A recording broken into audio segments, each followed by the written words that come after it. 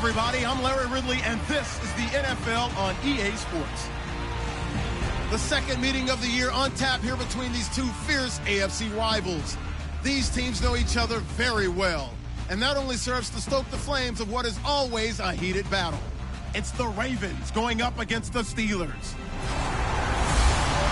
Set for the call of this Week 8 matchup, let's bring in our commentators, Brandon Godden and Charles Davis. All right, we appreciate it, Larry. It's our exclusive coverage of the National Football League on EA Sports. Today, we've got a Week 8 matchup on tap here between the Baltimore Ravens and the Pittsburgh Steelers. With Charles Davis, I'm Brandon Gaudin. Charles, we look at this Steeler ball club entering play. They come in feeling good after back-to-back victories. Meanwhile, for the visiting Ravens, they can't be any better as we hit the halfway mark. A perfect 7-0 on the year. And when we looked at this team in all...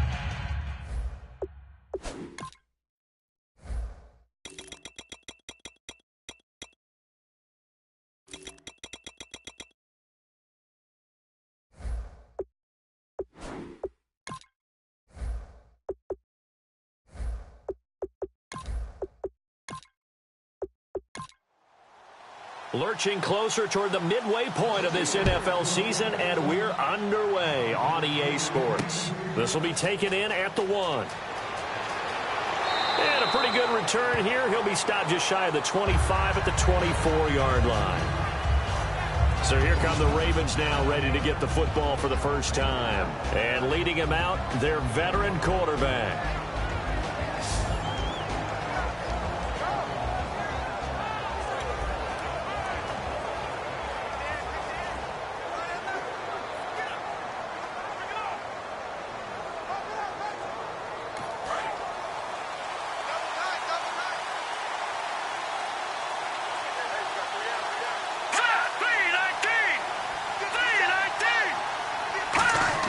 They'll come out throwing here on first down. And there's a flag on the play. Unable to connect there on the pass play. Got a little handsy there, defensive holding, Charles. And defenders will get away with as much as you will allow. The 5-yard mark tells the officials where the line should be drawn.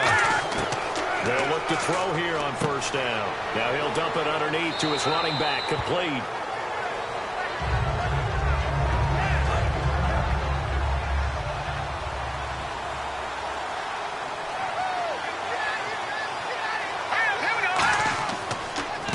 They'll give it to him right up the gut. And he will lose yardage back to the 34-yard line. This will be a 2-yard loss on the play. And they're going to have a third down.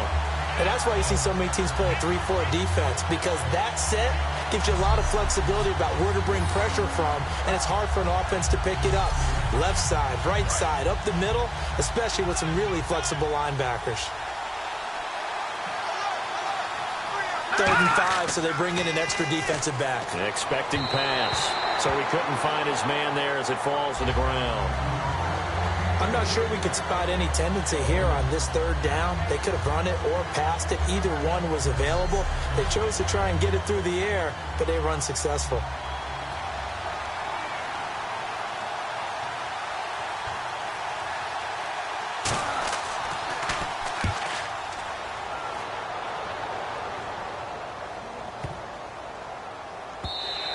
And he couldn't get it to check up. That kicks all the way into the end zone for a touchback. So here are the Steelers now to take over for the first time. And a look here at their go-to guy under center.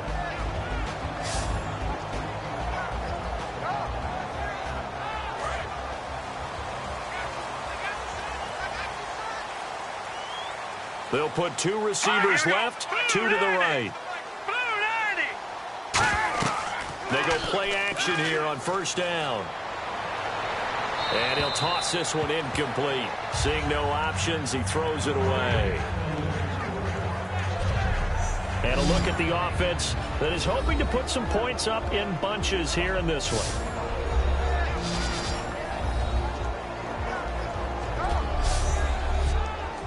So the incomplete pass brings up 2nd down.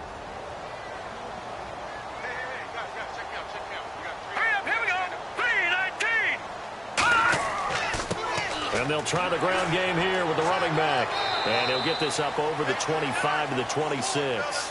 They get 6 here after the incompletion, and it'll leave them with a 3rd and 4. And once again, leverage wins. The offensive line, lower than the defensive front. They moved them and found some good space for the guy carrying the ball. Gonna throw right side here, complete. And down he goes, but he takes it up to the 40. And they talked about how important the passing game was going to be against that defensive look. Good job there going to the air for the first down. It's all about preparation. It's all about planning. And then it's about execution. So put it all together in practice. Okay, this is what we think we're going to see. This is how they get to it. And then when the game comes, read it and attack it. It'll wind up being a loss of 2. And it'll be 2nd and 12. And the offense there, the O-line, everybody really on offense, they were just manhandled at the point of attack. Yeah, you could pretty much call them all out, couldn't you? Almost by name, right? That was a very tough sequence for the offensive line. But how about that defensive front creating a new line of scrimmage and creating a lost yardage possibility? So they're unsuccessful there, hooking up on the pass. Here are the Raven defensive starters. Timmy Jernigan, play him over the nose, play him a defensive tackle, bounce him out to defensive end. Wherever you want to put him, Timmy Jernigan can play.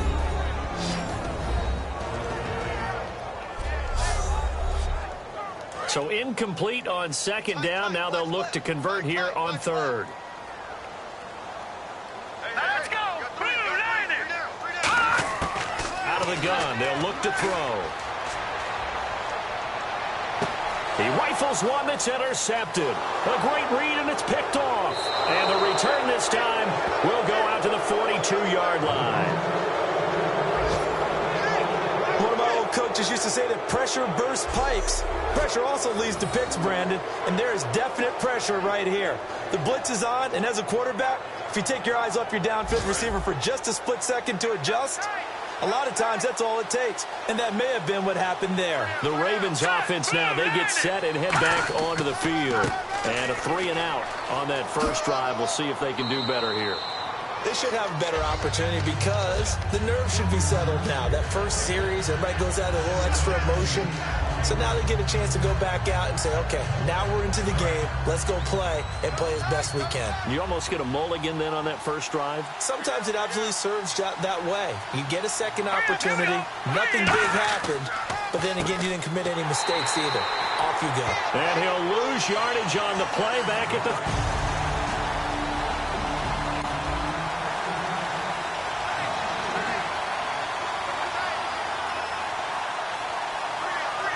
The Steelers insert their nickel defense on 3rd down. Yeah, they add a DB. Got a man over the middle. It's Williams. A gain of 4 on the play, and it'll be 4th down. So much about offense is what you call hidden yardage. You know, you throw the ball to some... Here's Justin Tucker now for the Raven field goal try. On the left hash, officially, it's called a 51-yard attempt.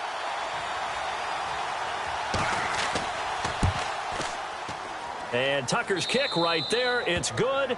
And the Ravens strike first at 3-zip. So after the pick, they can't capitalize for 6, but they do get 3. And I know in this situation, most of us want to focus on the offense. You know what side of the ball I played on. Let's give that defense a lot of credit. Taking it over in a sudden change situation and shutting them down. This is taken at the 3. And he'll take this one near the 25, call it the 26-yard line. The Steelers offense now, they head back onto the field. And following the interception, just any interception, are you a little bit more cautious when you start that next drive, or no, you just throw that out the window? I think you are. I don't think that there's any way you can run back out there and go, totally didn't affect me. Let's just go ahead and be loose with the football again. You're going to take care of it, but you have to be careful about being too cautious because now you can't run any offense at all. Still want to attack. We'll see how they attack them here. Calling a loss of 2 on the play, and that'll make it 2nd and 12. One of the things that's really difficult for an offense is often identifying how to block a 3-4 defense. Well, when they're coming on a blitz, even more difficult. They're elusive targets and hard to hit. They'll run it now out of the gun. And he'll take it ahead to the 28-yard line. 4 yards on the pickup there, and now they're left with a 3rd and 8.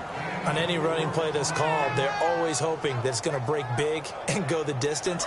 But when you get a nice gain like that, you're able to do so many things anyway. You can come back and run essentially the same play again, continue to move the ball on the ground, or you can decide to throw the ball now because usually you have the defense back on its heels. He'll drop to throw. Surveying the field. Unable to connect there on the pass play. Good job by the O-line. Quarterback had time to go through his checks. That's one you need to take advantage of. A perfect situation, and they're unable to take advantage of it. When you have that much time to scan the field, you have to find an open receiver.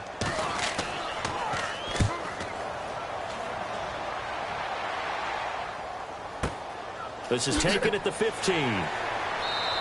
That's going to go in the books as a 55-yard punt. Well done. And the Ravens, they'll take over. The Ravens offense now, they get set to head back on the field. And fortunate to get points on the board last time. They had to hit a really long field goal to do so. The kickers in today's game are so good and so skilled and hit from distances that we almost start to take them for granted.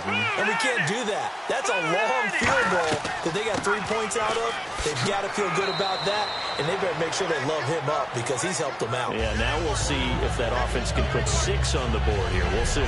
And when this offense is clicking on all cylinders, the running back is in sync as well. The focal point. Runs, catches, blocks, sets the tone for the offense. And after the play on the ground, that brings up 2nd down here. Here we go now. 3-19. From the shotgun, he'll look to throw. Caught left side, Williams. And he gets this one just shy of the 40. They'll mark him down at the 39. They practiced this all week. Pretty clear it paid off there. Threw it downfield, made it look relatively easy. It always comes a little bit easier when you've practiced it and tuned things up and you're confident in what you're doing now. They felt very, very good about their plan, and we saw the execution because the confidence of the players was there. And this is caught at the 20. And he will take it in for the touchdown. Their big-bodied receiver, his 2nd touchdown on the season. And the Ravens will add on to their lead. And they just ran the fly route there, didn't they? You broke it down perfectly. He ends up catching that one and taking it all the way into the end zone. Well, thanks. It was pretty simple to break down, though. I mean, that's just a guy going, running on the go route, making a play. Speed, kills. Speed, speed. And what does it do? It kills. There you go. He's got it, and now it's a 10-0 lead here in the opening quarter.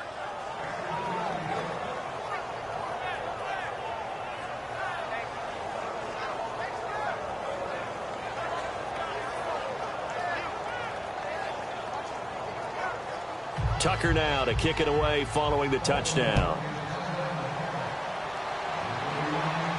This is fielded at the goal line. And he'll take this across the 25, a couple extra yards up to the 27-yard line. The Steelers offense now, they get ready to head back on the field. And last drive, 3 and out. Still a goose egg on the scoreboard. How do they break that goose egg? They've got to find a way to get the ball in the hands of their playmakers, get them some space, and try and make a first down and get some momentum going. It's been a struggle for them throughout the game, and that 3 and out on the last possession, that told you just how stalled they are on offense. So who will step up here? We'll see. And that's exactly what you want on a first down run. Pick up 5 yards, bring up 2nd and 5. The defensive line, though, they've got to figure out a way to out-leverage the guys up front because the offensive line is winning at the point of attack. And they'll go ground game here with a tailback. Just a gain of a yard there, and now it'll be 3rd down. And the defense searches for one more stop here after the run on 2nd down. I do know from experience that when you slow down someone's running game, you're not doing the dictating on defense. And guess what? Now you're getting ready to tee off on their quarterback because they have to throw it all the time. But you still have to be alert for the draws and other plays of that nature to make sure you don't get hurt. Did you see that route the way that I did? I thought he was trying to get deep. Yeah, that wasn't the first option. No, not that. He came off of that guy, the deep guy, and came underneath on the drag.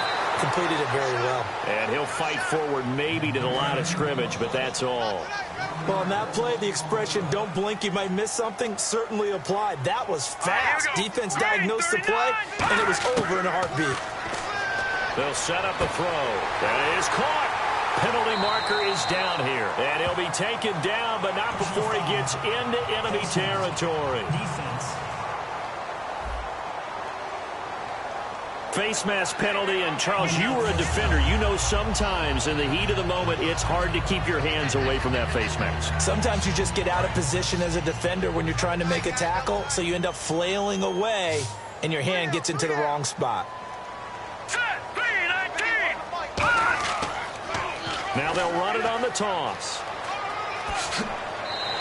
They give him 14 yards that time, but a fresh shut it down.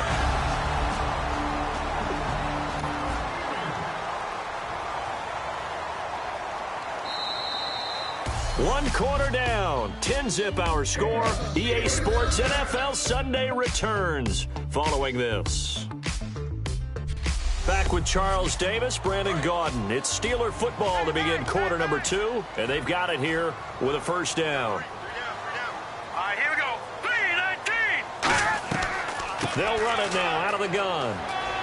And able to push his way forward here for a good little gain. A solid run on first down. Gain of 7 leaves him with a 2nd and 3. Now, that was a good job by the defense swarming to the football. And you know it's no cinch that you're going to be able to get the ball into the end zone against them. They're number 2 against the run. So what's an offensive coordinator to do? Check your play list. Now back to throw. This will be caught just inside the 10. A 5-yard gain, and now they're set up 1st and goal. That throw has to be a quarterback's dream, doesn't it? Big tight end, curling in the middle of the field, so it's great lines for him. And when they show their numbers back to the quarterback, when they sit down right there, that should be pitch and catch. And they'll go with a ground attack here. Give him 3 on the gain there, 2nd and goal. Okay, no score on that play, but this guy's been a touchdown machine all year long. You know they trust him with the football.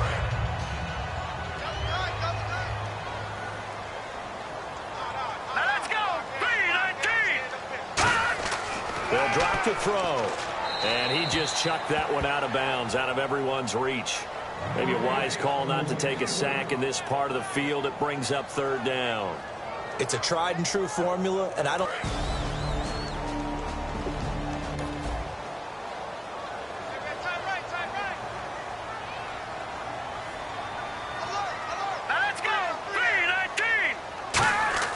They'll look to throw on 3rd and goal. And it's caught. Touchdown. Their dangerous wide receiver. His 2nd touchdown on the season. And the Steelers are able to make this a close game again. And all about timing there on that short slant, Charles. Exactly right. That was timed up so well. The route, the throw, touchdown. Now the extra point try forthcoming.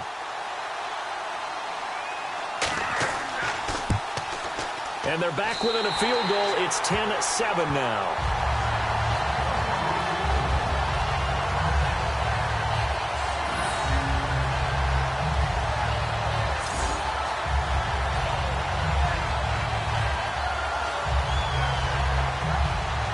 So just a 3-point game now as they send this one away. This is taken at the 3. And he's up across the 25 and down at the 28-yard line.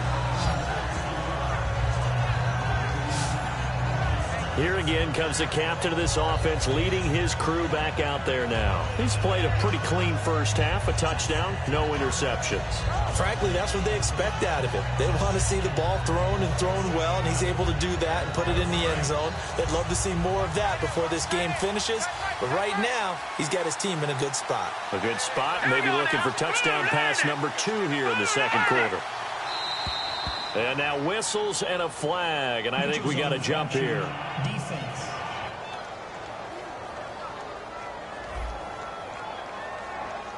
So the hard count gets them there, neutral zone infraction. Yeah, the defense thought they had the timing down, but the quarterback hit him with a hard count, got him to jump. And on the outside, they're playing press coverage.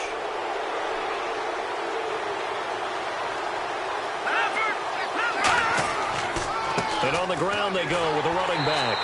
And he's going to be met at the line of scrimmage and taken down. No gain there on 1st and 5, and it leaves him with a more standard 2nd down. Well, they know how to protect the pass, but sometimes cornerbacks, they can also stop the run, can't they? Is that what we call a complete corner? Yeah, because we're so used to these guys just being defenders in the pass game. How about the guys who can come up and make the tackles? That's what we just saw. And he fires one that's intercepted. A great read, and it's picked off. Oh, timing is everything on a route like this. He tried to drive that football into a tight spot. And if you're a little early or a little late, chances are there's going to be someone there. And sure enough, this one's going the other way.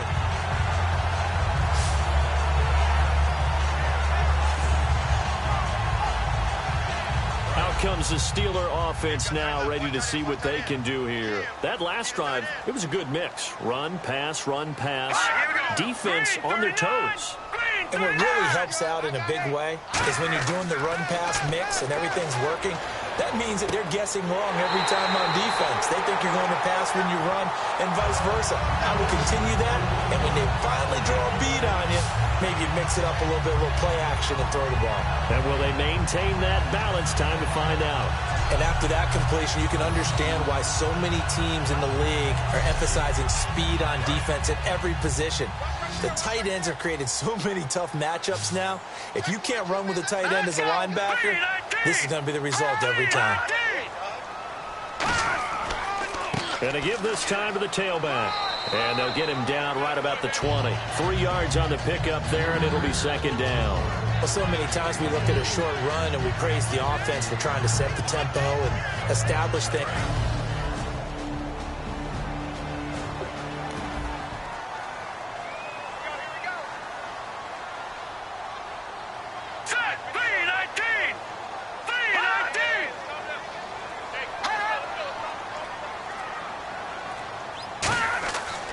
And they'll run it here. And he'll get this one down to about the 17. 3 yards on the pickup. That's going to set up an interesting 3rd and about 4 to go. We always like to talk about defense in terms of levels. First level.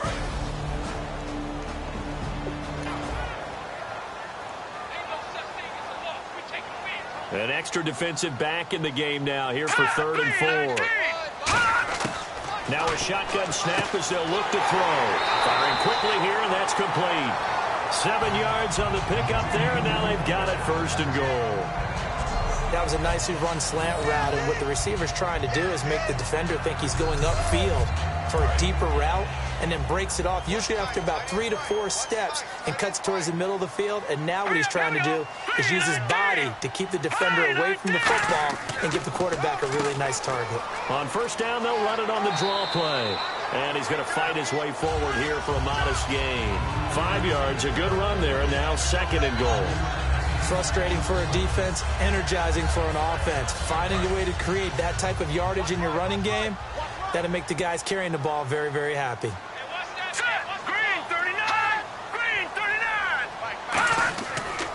Now a handoff here to his running back. And he's maybe going to get this back to the 4, but that's about all.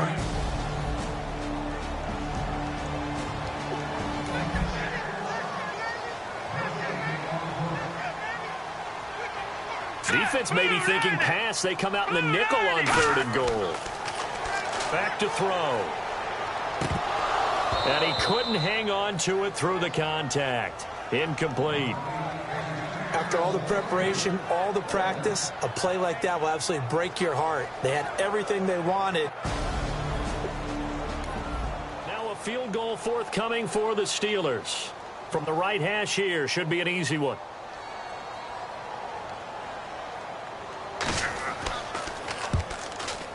And his kick here is good. And that will knot us up at 10.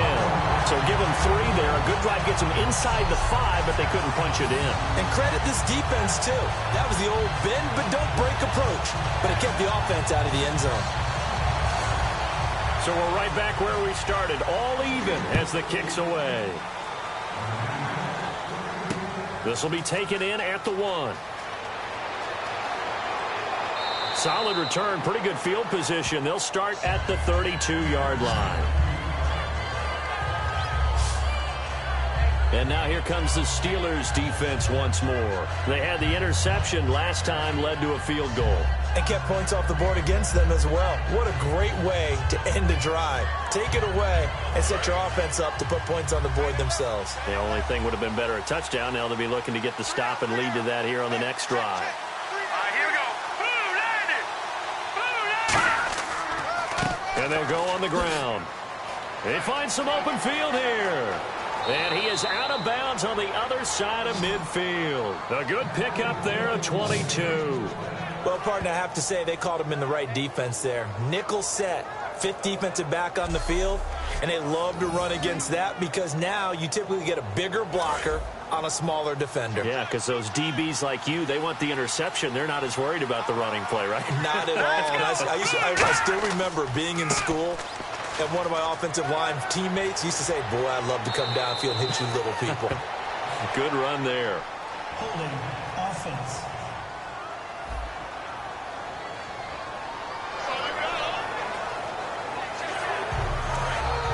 Looks like the defense in press coverage here.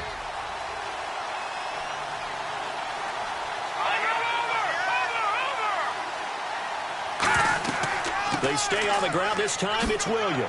And he'll get this across midfield to the 48. A good productive run there on first down. He winds up getting 8. And we can say hello to the new NFL rushing king as he has just passed Emmitt Smith's mark of over 18,000 yards. What a privilege to witness this here. Oh, Brandon, this is terrific. We're here. We get to see it live. We get to call it and see a new king emerge. A fantastic day, a tip of the cap, and congratulations. And it's picked up by the Steelers. And they'll set up shop in enemy territory at the 45-yard line.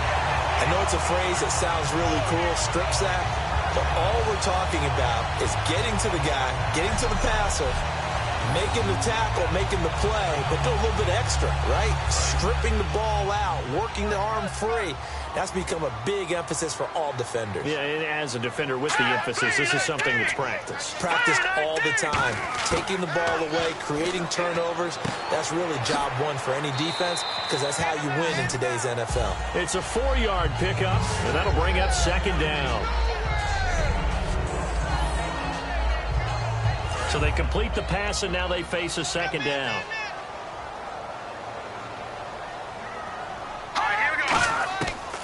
They'll run it now out of the gun. And he is going to lose yardage here.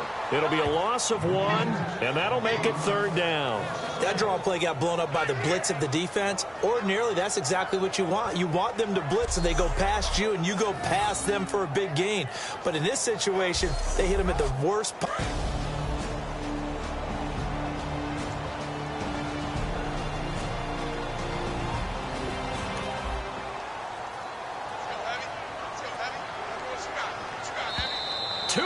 To play in a tightly contested first half. Back to the booth right after this. A reminder that coming up in 2 minutes, we'll check in with Larry Ridley in Orlando with highlights and analysis of this first half of play. And I'm going to check in with a heater. I'm going to be right there with you, partner. That is caught. 12 yards there as they move the chains. What's fun to watch is these college receivers transitioning into the NFL and how they grow as route runners. Because a lot of times now in the college game, the spread offenses, there aren't that many routes that they're actually running. Most of the time, they're just trying to find open space and present themselves to the quarterback as easy targets. But in the NFL, you've got to run the entire route tree, and you've got to run it well if you expect to get open. They'll look to throw here on first down. And a quick throw here that's complete. Call it a pickup of 7, and it's a second down. Partner, it's a lot of fun watching the NFL now, isn't it? Because when the big fella runs routes, it used to be when we were kids, he'd run about 3 different routes, and that was it. Now he can run anything and catch the ball, as we just saw there. Now they'll throw here out of the gun. Oh, he dropped it. They were looking for him in the middle third. He couldn't catch it. Looking to jam the receivers at the line here. Press coverage look defensively. Well, they brought in an extra defensive back here, so probably not expecting a run on 3rd and 3. A good call. And he comes back with one complete. It'll go as a gain of 6 that time, and it moves the chains as well.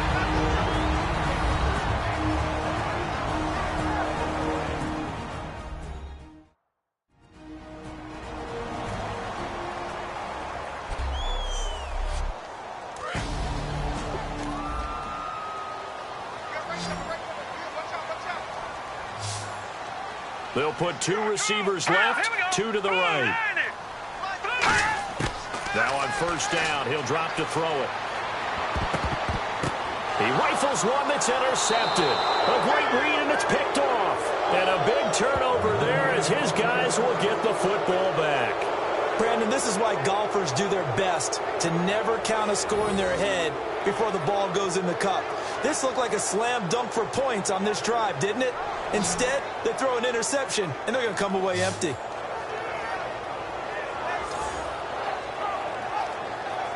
Now the Baltimore offense heading back out onto the field. And they got across the 50 last time but fumbled and turned it over, so they'll be looking to have a short-term memory here, Mr. Davis. Not only a short-term memory, but a whole lot better ball security. Because if they take care of the ball, continue to move it, their chances of scoring some points, they've got to feel pretty good about. They thought they had things moving in the right direction last time. Fumbles, they don't just affect you on offense, they affect your overall team because now your defense has to make that stand up. He's got time. Nowhere to go here. He lost the football. They push him back 8 yards that time on second down. Now hang on here. Timeout called by the defense. So that means they're down to 1 remaining here as we head toward halftime. And some secondary help here for the defense in the nickel on 3rd and long. And a short gain here as he gets it up only to about the 6. Just a 2-yard pickup, and that should necessitate a call for the punt team here on 4th down. Run play unsuccessful on 3rd down, and now they will have to punt.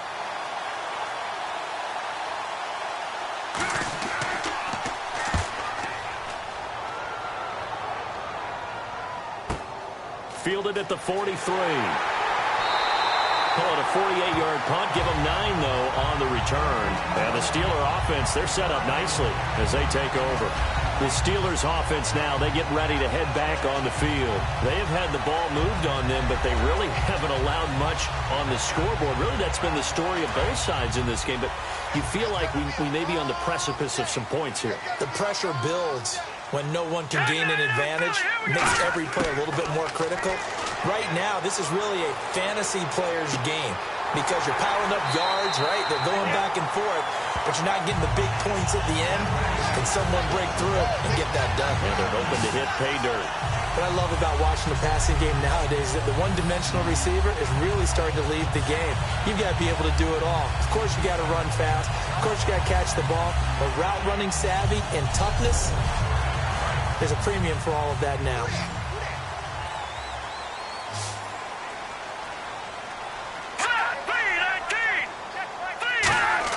They'll look to throw now on first down. So he couldn't find his man there as it falls to the ground.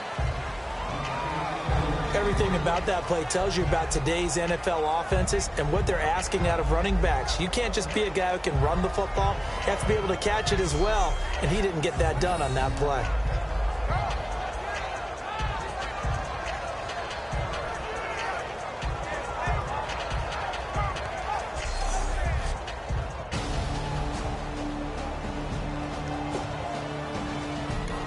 And for the second time this half, on comes the field goal unit here.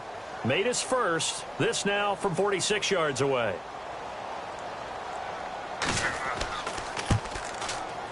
And his kick is good. And they will take the lead at 13-10.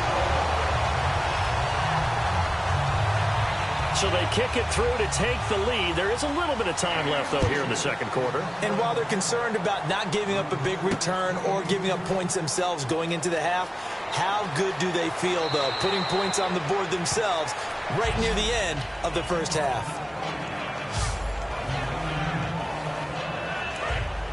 And on the outside, they're playing press coverage.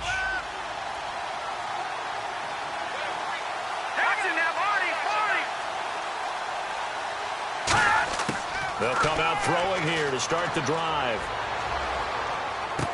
Throwing right, and that's complete. And he'll bring it up here to right at the 40-yard line. Now whistles come in. We're going to get a timeout here by the offense. So as they take it over, we step aside. They'll set up a throw. Into double coverage, and it's intercepted. A great read, and it's picked off. So we reach halftime here in the Steel City with the Steelers on top. As we send you down to our EA Sports Studios in Orlando, where we find our man Larry Ridley with our halftime report. Thanks, Brandon. Thanks, Charles. And welcome to our EA Halftime Report. I'm Larry Ridley. The Steelers have been solid in the secondary to this point. The Ravens have struggled now for 2 straight weeks in the passing department, and so it just hasn't been a... And okay, so much for our halftime break. Apparently we're going to get right back to it. Both teams appear ready for the fight ahead, and we resume action here in quarter number 3. Fielded about a yard deep. And he's up past the 20 to the 22-yard line.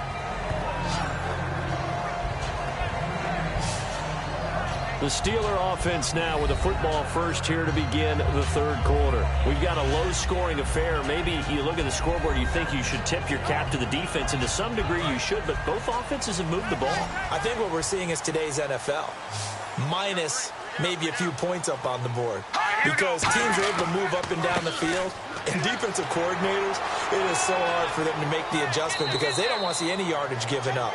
But nowadays, that's what you do. You're going to give up yards. You just don't want to give up points. Now can someone make a breakthrough play and tilt the balance for their team? Yeah, that's what we wait to see here. From the shotgun, he'll look to throw. And that's caught. Did he stay in bounds, though? He did not. Ruled incomplete.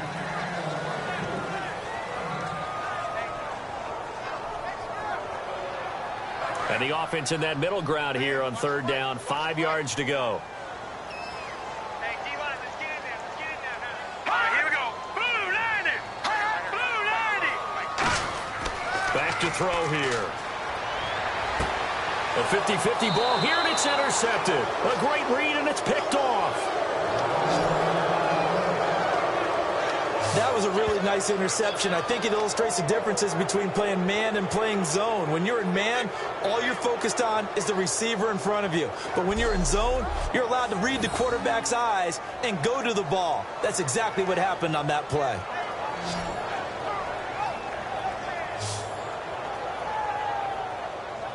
A chance for us again to look at this Pittsburgh defense. And they forced 4 turnovers now in that last possession, most recently the interception. I'd love to be in charge of their highlight video at the end of the season, though, because this game, you can cut it into one sequence, take away, take away, take away, take away, and everyone goes home happy. Now a handoff looking right. And able to break one tackle, but then quickly brought down. But a nice little gain. 7 yards on the pickup there, and it'll leave them with a 2nd and 3. That was a good forceful run, and it demonstrates why you've got to put your body on a runner when you're trying to tackle him. If you just go in there and just try and get him down with arm tackles, it usually doesn't work very well, and we saw in that play, he'll run right through those attempted plays. And he'll give it here to his running back. It'll be a loss of a yard.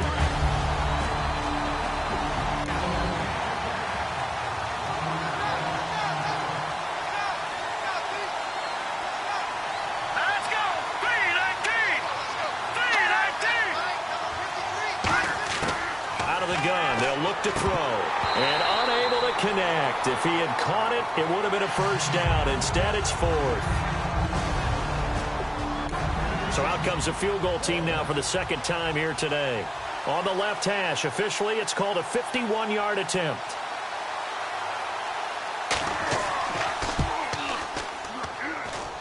And this is good. He got just enough to clear the crossbar as he drops it in from long distance.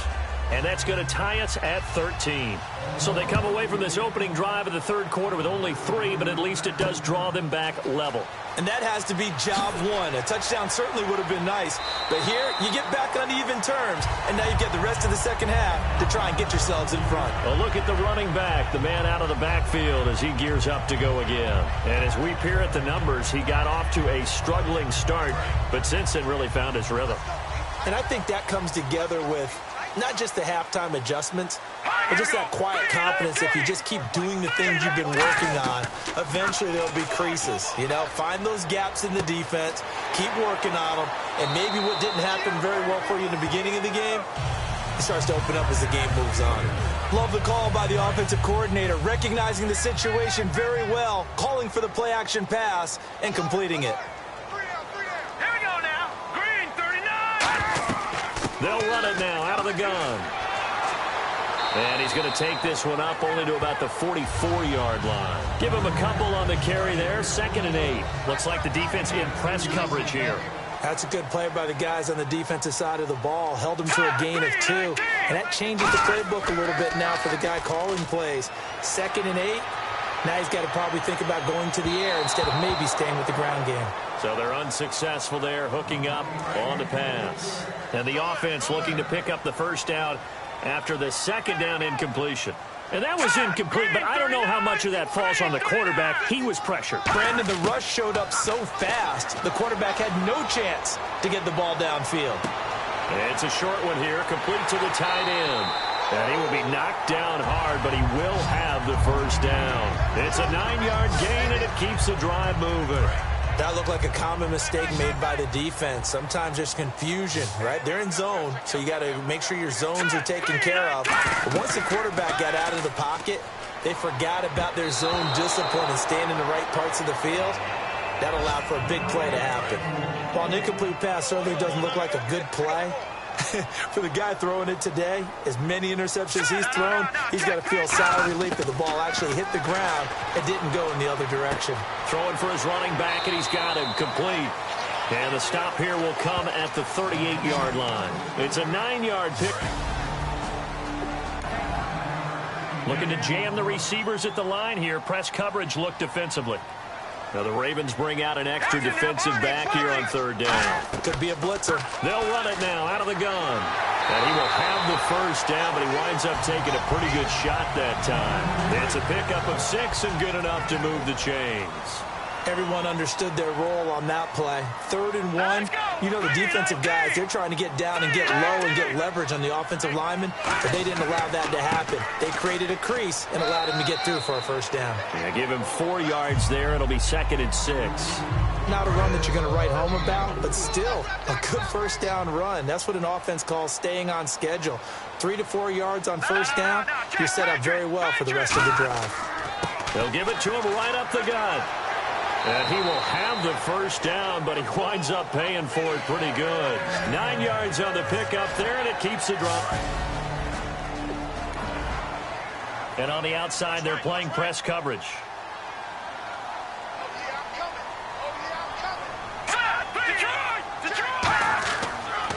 And they give this time to the tailback. And they'll get him down right around the 16. Give him 3 on first down. It'll set up a 2nd and 7. Partner, we know today's NFL is really built around the guy throwing the football. But these short runs, they still pay dividends because they can take their toll on a defense and they can add up as the game goes along. You control the clock, you control the ball, and that way you often control the game. And they'll try the ground game here with the running back. Calling a gain of a couple, and then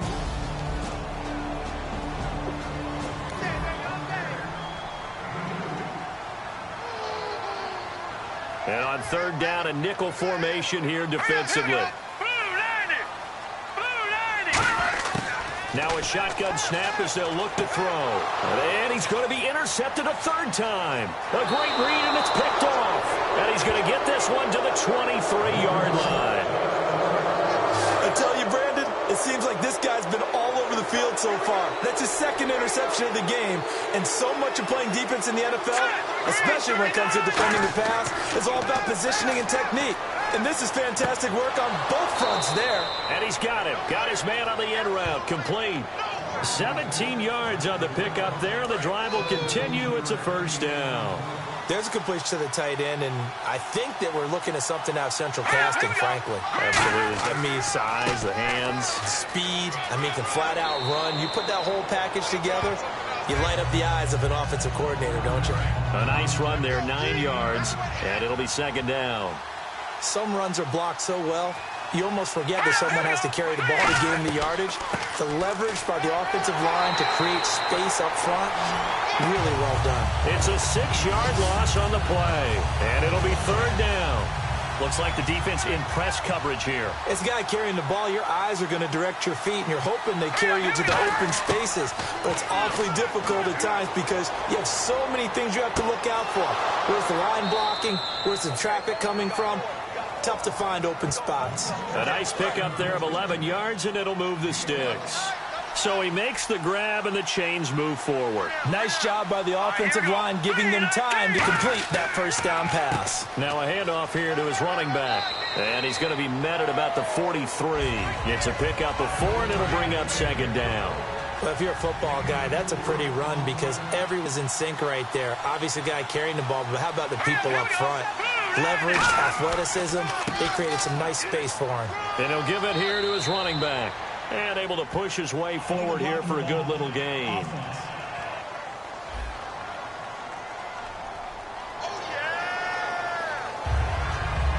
So now 11 yards to go for this offensive unit. It's 2nd down.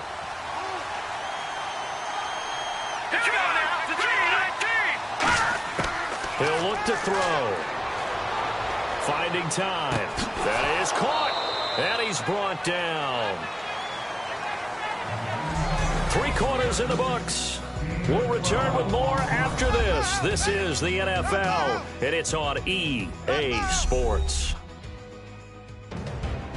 Back now here on EA Sports. Looking to jam the receivers at the line here. Press coverage look defensively.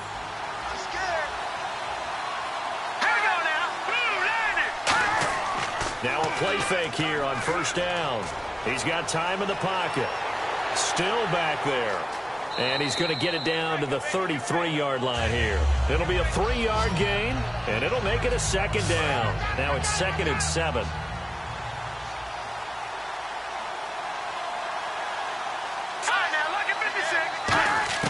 Now they'll throw here out of the gun. Unable to connect there on the pass play.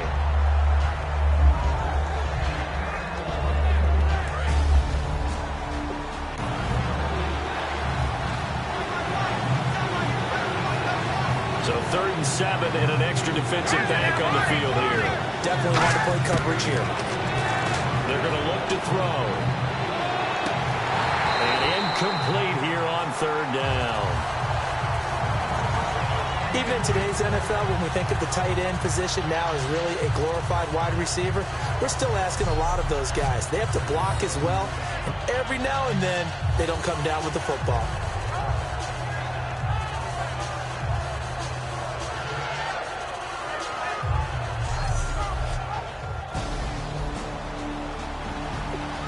So the field goal unit is on the field as this is a big spot right here. This to break our 4th quarter tie.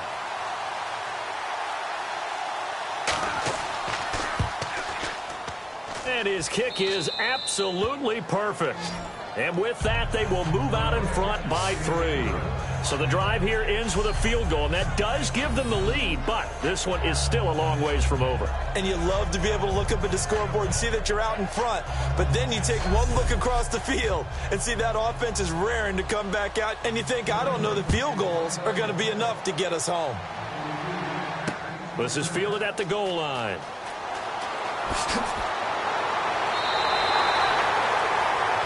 Now here's the signal caller getting ready to lead this offense again. So, Charles, there are the numbers. What's happened here? Defensive adjustments that's caused him to sort of fall off a bit? I think so. That has to happen. You've got to make some changes because in the first half, they were pretty effective. But the second part is sometimes when you're doing really well, you get off your game a little bit. You get off the gas a little. You're like, okay, we've got this thing. And that's not necessarily the case. Maybe right now, someone just needs to tell a joke in the huddle, loosen things up, and get their big guy going again. So many times you hear today's NFL described as a space game. Get your best players into space with the football in their hands. That's why sometimes you just swing it out to your runner, get him out in the flat, and let him have a chance to make people miss an open field. So he couldn't find his man there as it falls to the ground.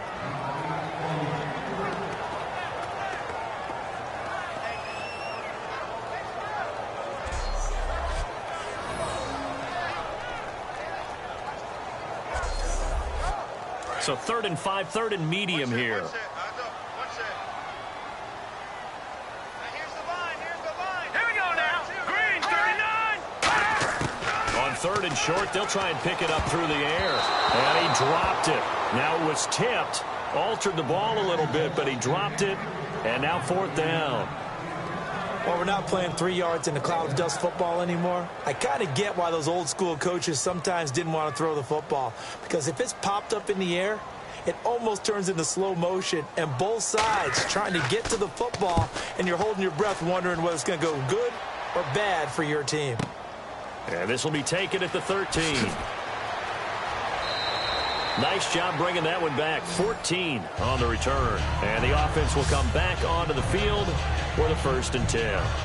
Here comes the Raven offense now, ready for another possession. And they split the uprights last time for 3. They've got the lead. They're not going to play this conservative. They're not hoping for another field goal. They're hoping for a touchdown. I'm with you on that one. I like where your head is. I like the way you're thinking because you're exactly right. Trying to sit on a lead and play that way, that doesn't work too well for most teams. Run your offense. Run what you do best. Exactly. Put it all the way down and try and increase your lead in a big way. And the best way to do it, touchdowns. Credit him with a 1-yard gain there to make it 2nd and 9. Well, they held him to a short gain on that one, and it almost felt like on that first run, they were trying to just throw the jab at him. So how do you stop a jab? Get closer and smother it, just as they did on that last play. And a give this time to the tailback. And an alley to run. And he'll be tackled at about the 35. And he's able to get most of what he needed on the carry there. 7 yards on the gain, and it's 3rd and 2 now. That was a good run, probably right on the edge of breaking into something really big. So the defensive guys right now are talking about, okay, what can we do to slow him down before he truly gets started? They get 6 on the pickup there as the drive will continue. I don't know about you, but that almost felt like old-time football there. 3rd and 2 is not necessarily just a running down anymore. A lot of times they want to throw the ball. They went back to the roots and powered forward and got the 1st down. Green, 39. Now on 1st down, he'll drop to throw it. It's caught on the right side. Williams. That one good for 10 yards. And that'll bring up a 2nd and just about a few inches here. Seeing that play and understanding just how tough it is to cover tight ends, especially the ones running around the NFL nowadays, makes me glad I didn't make it in that league. I would have had a really difficult time. But now you get to sit up here with me. Yeah, and that's fun, isn't it? And what a really nice gain right there on 1st down for them. Brings up a nice 2nd down for them. Quick hitter here, it's complete. Just 4 yards on the pickup, but that's good enough to extend the drive. And defensively, they were in zone coverage there. Do you have to be a little careful? You're losing playing against a good quarterback like he is to not play too much zone? Yeah, you have to be careful about how much time you're giving up. I think it's a good point you just brought up. So maybe if you still want to play zone, you go to a zone blitz scheme. And you can drop anyone out of your defensive front. Defensive end, defensive tackle. It doesn't matter. You just exchange someone to bring more pressure towards the quarterback and still try and cover downfield. And he'll take this one down to about the 40. Give him 3 on the run there. Now they're looking at a 3rd and about 5.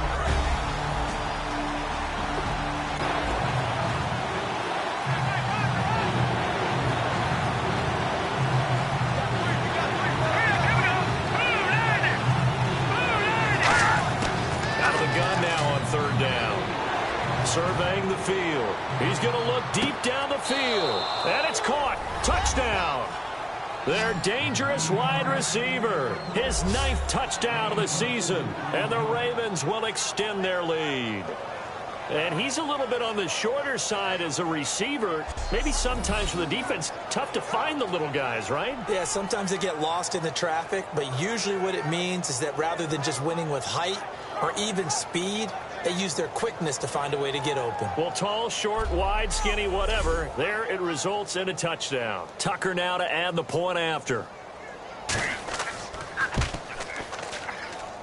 And his guys will take a 10-point lead. Tucker now to kick it away following the touchdown. This will be taken in at the 1. And a good return as he'll be stopped just shy of the 30-yard line. Now the Steelers offense gets ready to get back onto the field. And down on the scoreboard, certainly needing to avoid what happened on the last drive, punting the football. Sense of urgency has to take over for them here. They know the score. They know the situation. And he's free going down the left side. It's a foot race. And all the way in for the touchdown. A big play there. His third touchdown now on the year. And the Steelers have now made this a one-score game. And on that one, able to catch it, also able to have the wherewithal to take it in for the score. And how about the phases of a successful catch and a completion of a play? Look the ball in, secure the catch, and then, of course, the run after the catch that ends up in the end zone. The call is to go for one and kick the extra point. And the lead is down to a field goal now. Here's the Steelers kick team as they'll boot this one away. This is taken at his 4. And it's a pretty good return here as he'll get it up to the 29-yard line. The Ravens offense now, they get ready to head back on the field. And they will simply, Charles, be looking to duplicate what they did last drive when they were able to push it in for 6. And they hope it'll be that easy, right? To be able to take exactly what happened before, replicate it. They may have to make a few additional changes along the way because I'm sure the defense will make some adjustments, but they've got to have great confidence having scored the last time out. Let's go! 319! 319! They'll come out throwing here on first down. So they're unsuccessful there, hooking up on the pass. And on 2nd and 10 now. And on the outside, they're playing press coverage.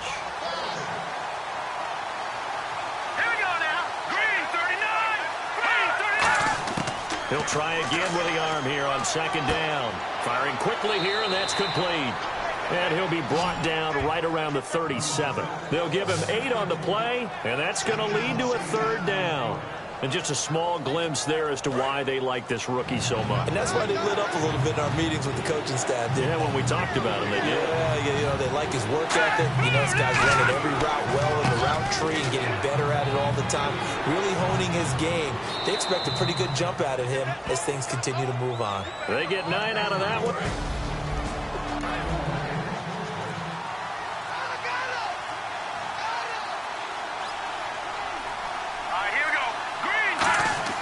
They go play action here on first down. He's going to air one out. And it pops free. The collision there jarred the ball loose and brings up 2nd down. Well, they went for the big play there, but that drop could really hurt their momentum.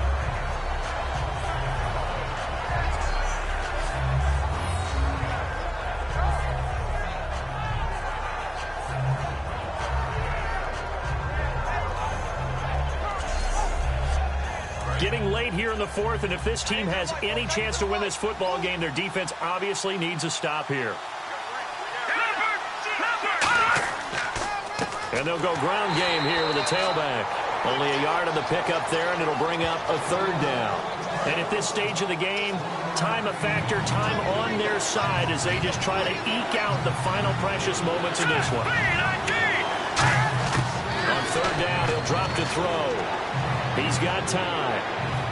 And incomplete. The contact made the ball roam free and brings up 4th down. You know it's not an easy job to go out and catch passes when people are trying to tackle you and knock the ball away. But the bottom line is, that's a pass he's got to have and a pass he should have caught. And they're set to punt it away.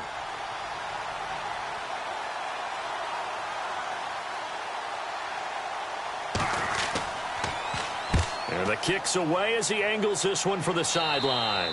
Time for a break. We'll come back, see what transpires after this.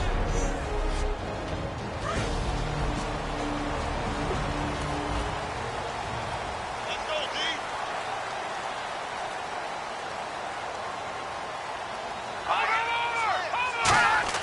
They'll try and start this drive in the air. He couldn't quite hold it. Got hit. Ball pops out, incomplete. offense still needing 10 yards. Second down. That was a classic example of trying to run with the ball without securing the catch. He was thinking about those rack yards instead of making the catch first and then taking off. Out to the flat. That's complete to his running back. And he was able to shed the tackle, but the reserves come in for the stop. 4 yards on the pickup, and all of a sudden here, it's third down. They'll put 2 receivers left, 2 to the right. Encroachment, defense. Now hold everything here. We're going to get a timeout by the offense. So the offense takes the timeout, and they are back out and ready to rock. And I see an extra defensive back on the field. Little surprise here on 3rd and 1. Back to throw. And, oh, a crusher there as it's in. There he goes left side. A great read, and it's picked off. And he will score. It's a touchdown. 3rd down, passing down. They throw the extra defensive back in there for a nickel package, and it worked out. And it's not anything that you would think is just great strategy. It's just that when you have 5 defensive backs on the field and an obvious passing down, it's a lot tougher to complete a pass. And on that play, they completed it just to the wrong team, and it cost them 6 points. Still an important piece of business to take care of, the extra point. And his guys will take a 10-point lead.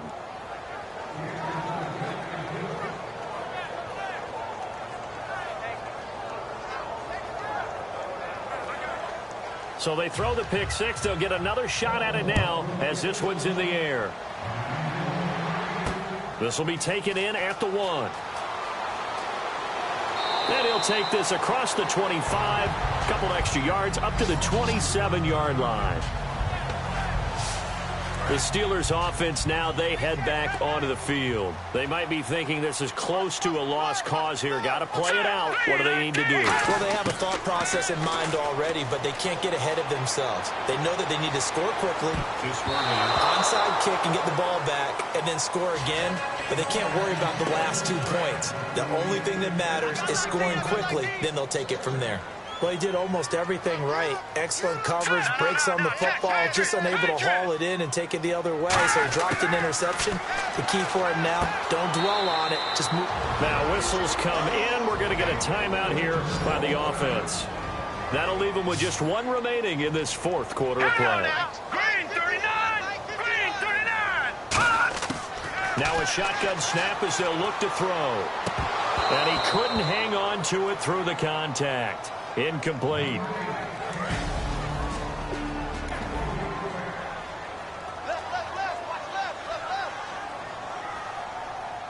right, here we go. Green 39! Green 39! Got to try it here. He's back to throw. And that is incomplete. They had to go for it with such little time remaining. And the Ravens get the football back and in great shape. The Ravens offense now, they get set and head back onto the field. They're in a good spot. 2-possession game, barely, but a 2-possession game here late. Now they just have to put this game on ice. Let's face it, right now, they're talking about ball security, taking care of it, not allowing anything crazy to happen, because we've seen nutty things happen down the stretch, but they also have the security of the scoreboard. With that type of a lead, even if something goes haywire, they're still in good shape.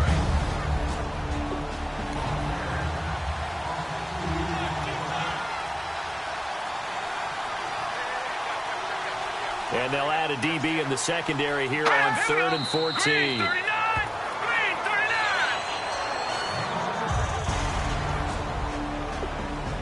39! So on 4th down, out trots the kicker in a big spot here. This will be from 56 yards out. And I don't think this has the carry. It does not. It's no good. And this score will stay right where it is. Well, this winds up an empty possession. Everything looked okay. He just never got the ball on target. And knowing him, he'll be disappointed with that effort. One final shot. They'll look to throw. And they can't catch incomplete, but that stops the clock with 1 tick remaining here in this first half.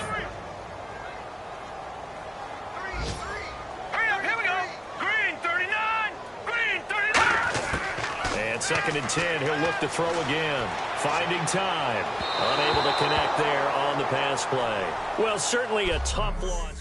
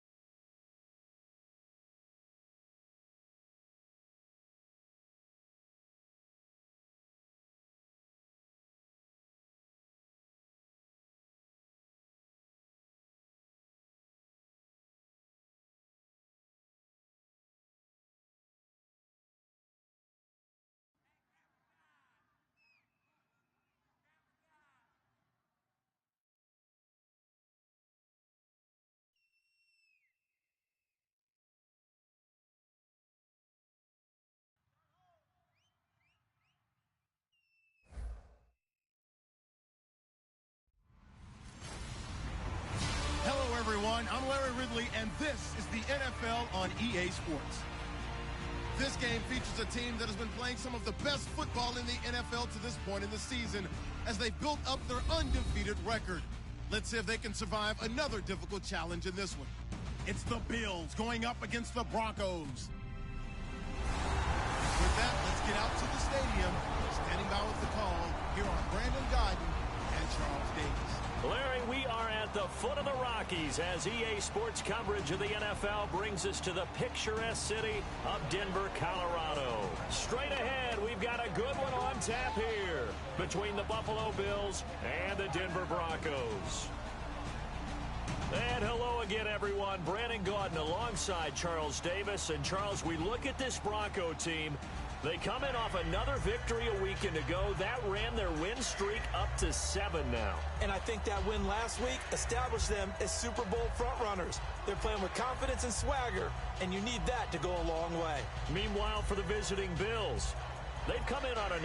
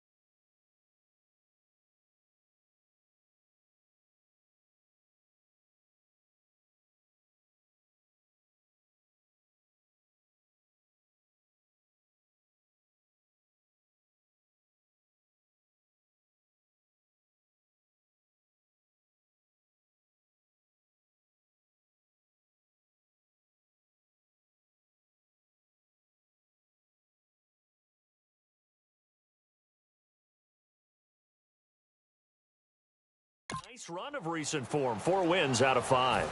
And if you look back to last week, it was all about their defense. Anytime you hold an NFL team to single digits, that's saying something. Lurching closer toward the midway point of this NFL season, and we're underway on EA Sports. And he'll be taken down just past the 20 at about the 21-yard line. So here come the Bills on offense for the first time. And out will come the leader of this offense, and that, of course, is their signal caller.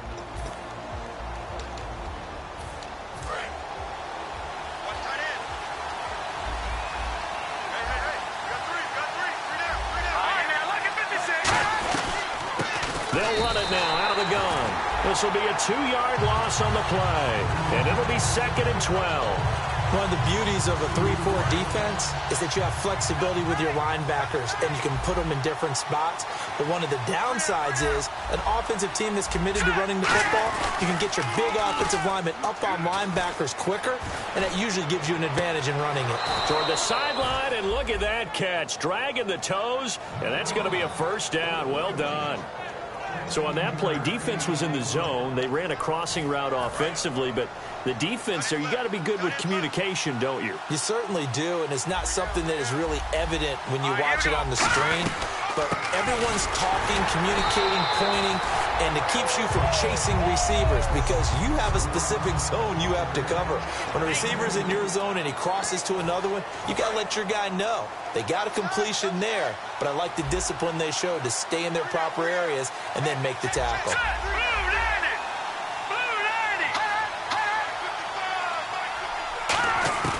Out of the gun, they'll look to throw, and they're unable to hook up, and that brings up 3rd.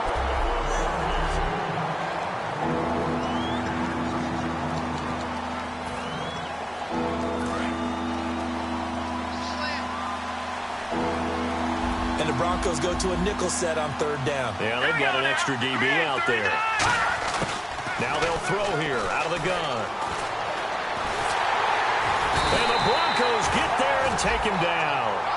It's a loss of 10 on the sack, and it leads to 4th. Okay, I'm not sure you could actually draw up a better pass rush than that one right there. Nowhere to go outside. He had to keep backing up and backing up and backing up. Eventually dropped for a huge loss. He'll send this one into the mile-high air, and it's a good one. This is taken around the 12. A great return there of 22 yards. And the Broncos take over, 1st down and 10. So here are the Broncos now for their opening drive. And leading them, Charles, their quarterback, their field general.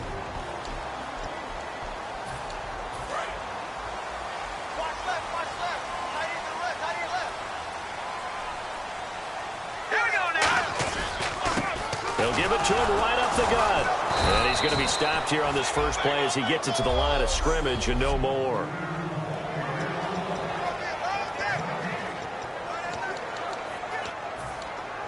Offense looking to avoid a 3rd and long. It's 2nd and 10. Now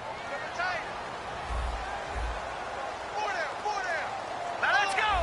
Green, 39. Watch him now, buddy. Now back to throw. And he's going to be wrapped up and driven down. It'll go in the books as a 7-yard loss on the sack, and it's 3rd down. Okay, you know my bias is about to come out here. A lot of people think that the offense is just moving in the wrong direction. I'd say they're moving in the right direction because the defense is pushing them back. Former defensive guy. Now, as a quarterback 3rd and long, you really got to rally the troops here, don't you? Yeah, you do in a big way, and what else do you have to look out for? More pressure coming at you because it seems to be working pretty well.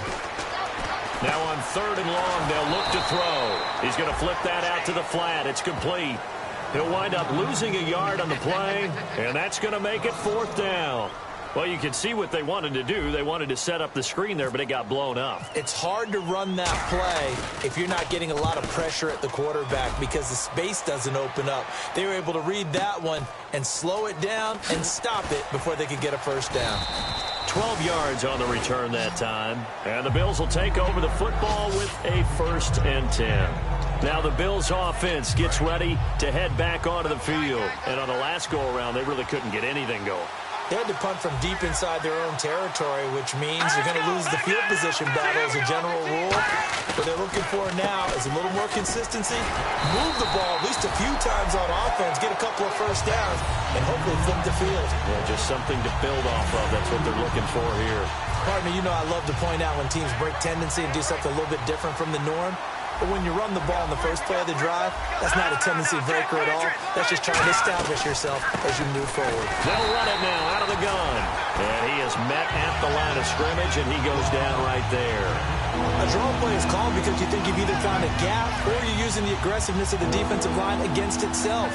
Not on that play. Totally controlled the middle of the field. Offense had nowhere to go with the ball. On third down, he'll drop to throw. And he's got some space here.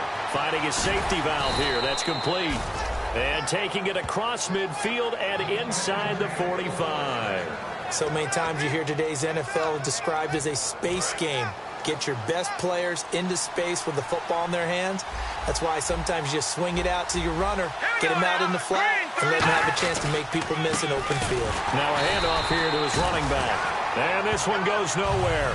Losing yardage on the play back at the 46.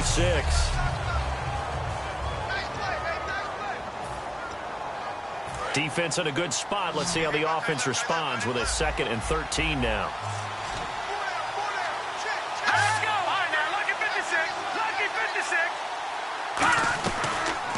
They'll run it now out of the gun. And nothing doing. He's immediately taken down at the line of scrimmage.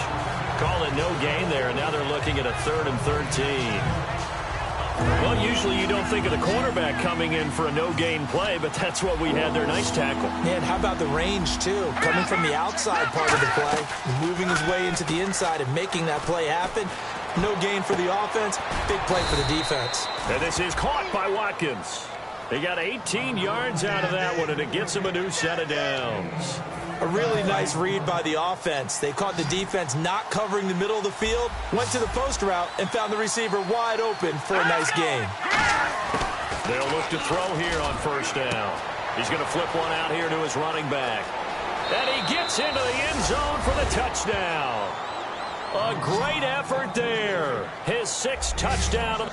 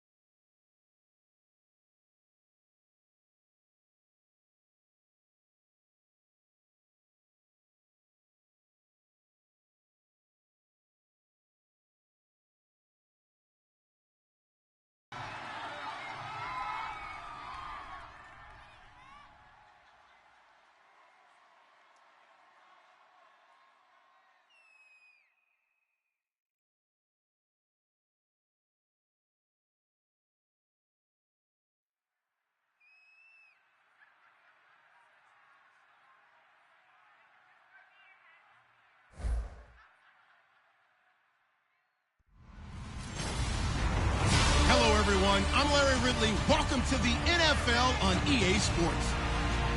The Broncos had mile-high hopes coming into this season, and so far everything has worked out perfectly for them. A win here will keep them undefeated. What a year they're having. It's the Bills going up against the Broncos.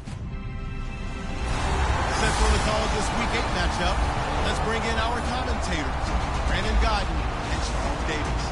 Larry, we are at the foot of the Rockies as EA Sports coverage of the NFL brings us to the picturesque city of Denver, Colorado. Today, we've got a good AFC matchup on tap between the Buffalo Bills and the Denver Broncos. And hello again, everyone. Brandon Gaudin alongside Charles Davis. And, Charles, we look at this Bronco team, and we're in October now, so everybody should be coming into form, shouldn't they? They really should, and what you have now is a full routine established about what you want to get done and full focus on the season. Meanwhile, for the visiting Bills, they're hitting their stride of late. Winners of 3 of their last 4. And last week they put together a 3-touchdown victory and were never challenged in that game. Let's see if they have a little bit of a letdown here. And as we see so frequently here in Colorado, that one over the end line, so it'll come out to the 25. So here come the Bills on offense for the first time. And we get a glance here at their leader, the man who will be calling the plays under center.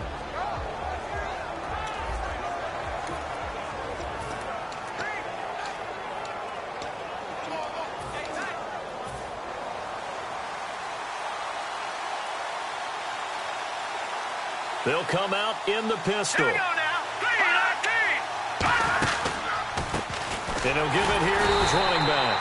And this defense feeling the encouragement. They stop him at the line of scrimmage on the first play of the afternoon. Here's the offensive unit, and heads up, look out for the Clemson Tiger. Sammy Watkins was brought in to make plays. That's what he specializes in, out on the perimeter or going inside.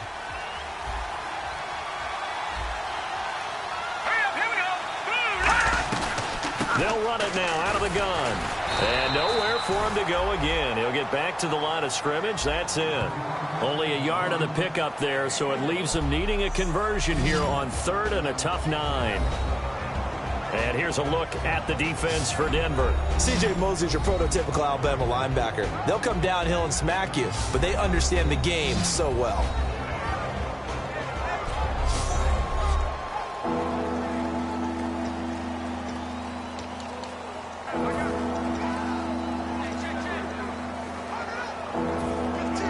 Offense in a little bit of a bind here. 9 yards to go on 3rd down.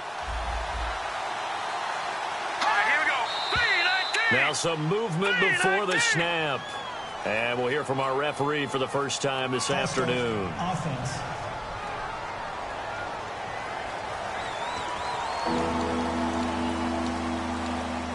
Still 3rd down. And the yellow flag hurts this offense, and now they face a tough 3rd down. Here we go. 3-19. From the shotgun, he'll look to throw. He's got time in the pocket. And incomplete. He had nowhere to throw, so he just tossed it away. But that brings up 4th. And they will punt it away. Well, no second guessing the call here. It was 3rd and long, so throwing the football was probably the smart play to try and pick it up. But they don't get it, and now the defense goes off the field feeling pretty good about themselves, gaining some momentum as they force them into a likely punting situation. Take it at the 37. 39-yard punt, 6 yards on the return. So here are the Broncos now for their opening drive. And led out by their veteran quarterback. He's been around a while. They don't celebrate birthdays for him. They just cut him up, see how many rings he's got around the middle. He has been in the league a long time.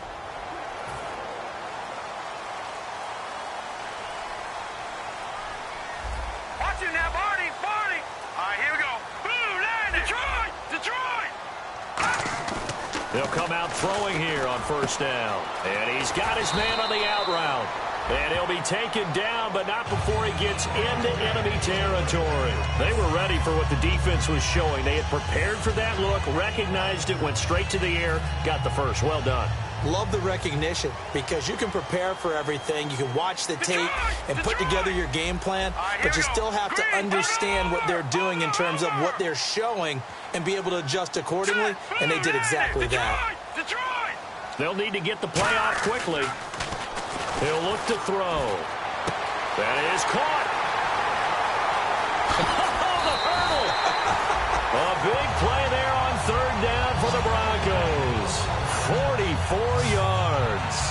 coaches really don't care from what position they get this, but run after the catch ability, rack ability, is often the difference between winning and losing and changing field position. And now a first down following that long gain. They'll come out in the pistol. Again, we'll see the pistol here. And to give this time to the tailback. And he is going to lose yardage here. It'll be a loss of 1, and that'll make it 2nd and goal. Here we go. No. Looks like the defense in press coverage here. All right, now, lucky 56. Lucky 56. Now a shotgun snap as they'll look to throw. And the hit jarred it loose. It's incomplete.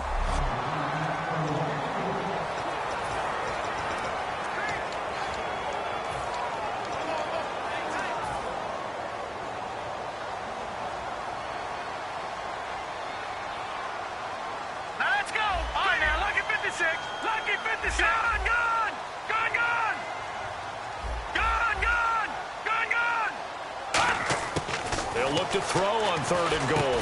And he's into the end zone for the receiving touchdown. Their big tight end. His 5th touchdown now on the year. And the Broncos have taken the early lead. Boy, it's nice to have that big, reliable target you can go to. Each and every time. A lot of people see that position as a fallback. Throw it to them when all else fails. Not at all. This guy can make plays, and that's exactly what he just did. Yeah, play here for a touchdown. After the touchdown, here's McManus now to kick it away. And the mile-high air in full effect as that's out of the back of the end zone for a touchback. Here comes the defensive unit now for the Broncos as they get set here. They were able to force that 3 and out. That led to a touchdown. Defenses obviously love 3 and outs. They want more of that. They created a very short and not too sweet stint for the offense by getting them off the field that fast, but it set up their own offense, gave them a little spark, and they took it downfield and scored. Now the question, can they do it again? Let's see. And there's a good opportunity to just want to ride there, a drop pass. I guess that's why they call them running backs and not catching backs. 2nd down now after the incompletion.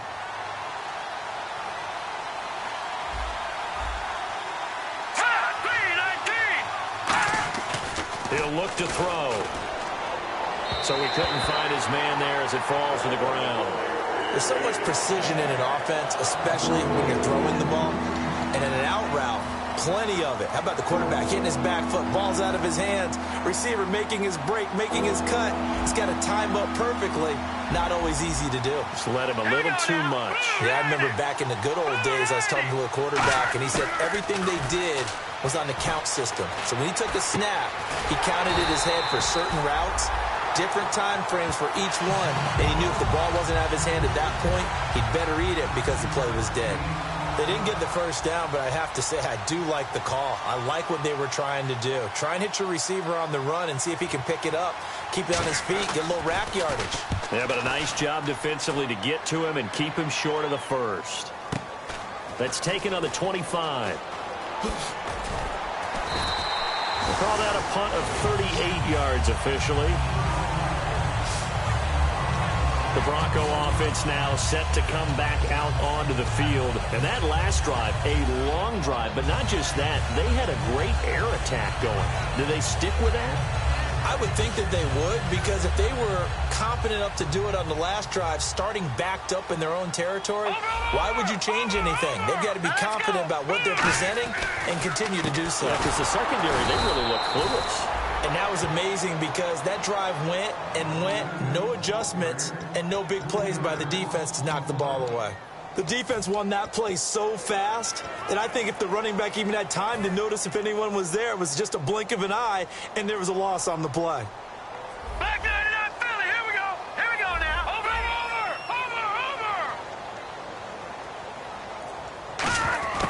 Now they'll throw here out of the gun. And he will find his man on the end route, complete. And brought down, but not before reaching the 45-yard line. One thing I can say pretty safely, that route is not called if you don't have a guy who can throw the ball and put some mustard on it. Because if you're going to lollipop it in the middle of the field, bad things usually happen. It takes a strong-arm guy who can rifle it in there, and they were able to successfully complete that one. They'll run it now out of the gun. And he's got it across midfield and down to about the 47-yard line. A good run there on first down, and it'll leave him with a 2nd and 2. Okay, he didn't break that one all the way, but you got to know that he feels like he's right on the verge, and that's probably exactly what he's telling them in the huddle right now.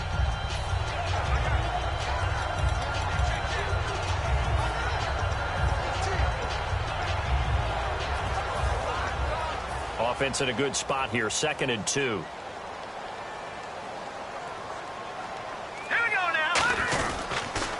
They'll give it to him right up the gut. And he is going to get the first down as he covers up after a pretty good shot there. Calling a gain of 7, and it gets him a new set of downs. When we sat with the coaching staff a couple of days ago, they said attacking that defensive look with a run, something they wanted to do, it was effective. And they were extremely confident, weren't they? Their planning, their preparation, they knew what they were going to get in that defense, and they were able to attack it accordingly. Time running out here on the play clock. Back to throw here. And he will find his man on the outside. 5 yards on the pickup, and that'll make it a 2nd down. Quickly now, a look at the Buffalo defense. Bud Dupree came out of the University of Kentucky determined to let everyone know that they play football there as well as basketball. A terrific pass rusher off the edge. Watch it now, boy. Another pistol look here.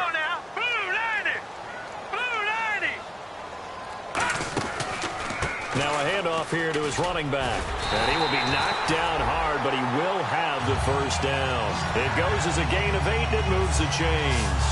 That was a good, nice, crisp run for a first down. I wonder if the defense might have been loosened up a little bit, maybe anticipating a pass instead of the run that they got.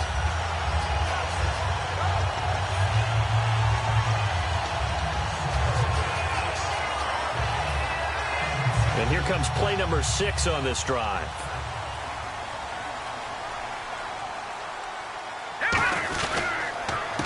And they'll go with a ground attack here.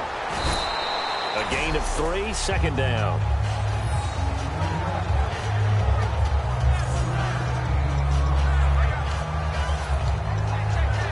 Seven yards to go on 2nd down.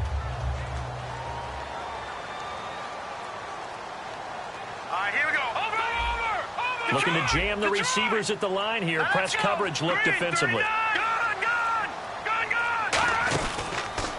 And on the ground they go with a running back. And he'll be taken down near the 20 at the 21. 2 yards on the carry there, and it's going to lead him to 3rd down. And now it's a 3rd and 4 situation for the offense. And it looks like we've got a dime set here defensively. 6 DBs in the game. The best defensive linemen, they play with great leverage so they can get low and not get bowled over by offensive linemen. They have excellent hands. They can throw people off on the play. We just saw a great example of a really good run stop by a guy playing the defensive tackle position. Anytime a ball's thrown in the middle of the field and it's popped up in the air, I expect someone to catch. It doesn't matter whether it's offense or defense because there's usually a great amount of bodies in that part of the field. In this case, no one came up with it. Out of the gun, they'll look to throw. And a quick throw here, that's complete. The Broncos unable to convert here on 4th. And the Bills are going to get the football back. So certainly not the way that they were hoping that possession would end, failing to convert on 4th. And now they've got to make sure that they keep their poise, they keep their confidence. Just because it didn't work once doesn't mean if they get that same situation later that they shouldn't go for it again.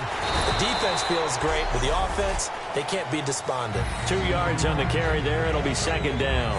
Yeah, that wasn't a big run, just a short one there. But guess what? Sometimes you treat it like boxing. You throw that jab out there, and you throw it again, you throw it again, then you come with a big punch later. Maybe they're just trying to set them up. Gun! And he'll give it here to his running back. And now a fumble. The ball's out. And his guys are going to get the football at the 23-yard line. The psychology of the game never ceases to amaze me because you would think there would never be a fumble from what we hear from coaches all the time, right? And how much they practice not fumbling. Practice it, preach it, talk about it all the time. You would think no one would ever turn it over. Yet they are humans out there running around, and we just saw another one. Opportunistic by the defense. The Broncos offense now gets ready to head back onto the field. And on the last drive, They were in field goal range. They just opted not to kick it, didn't get it. How does that change the mentality this go around? I don't think it changes much for the head coach because this is what he preaches all the time. Attack at all times in any spot on the field, and he likes touchdowns, not field goals. Now, your field goal kicker, you've got to make sure you nurse him through and say, okay, don't worry about it. When we need you, you've got to be ready to go. And the team, of course, loves to see points on the board. So let's see if it changes a little bit if they're in the same spot again. Well, we'll see what the decision is here if they get to that spot. Back alongside Charles Davis, I'm Brandon Gaudin. It's Bronco football to begin quarter number 2, and they've got it here with a first down. They come out 5 wide, 3 of them to the right side.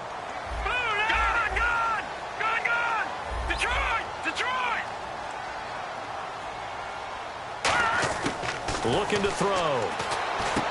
That's caught at the 2. And he'll be brought down right on the edge of the goal line at about the 1-yard line. It'll be a gain of 4. And it'll be 2nd and goal. Set! Detroit! Detroit! Leopard! Leopard! They're going to look to throw. Under pressure now, and he's going to go down. Sacked back around the 8. A big win there defensively on 2nd and goal. A loss of 7, and it brings up 3rd. Well, this defensive unit certainly picked a great time to make a stand. Back-to-back sacks, starting with 1st and goal. I have to believe that they'll continue to bring the pressure on 3rd down.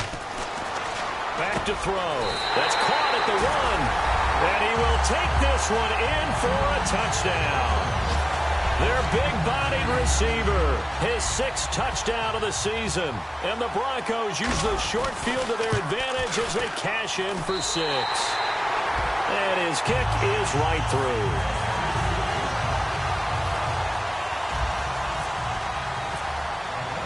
After the touchdown, here's McManus now to kick it away. This will be taken in at the 1. And he'll take it past the 25 and up to the 28-yard line.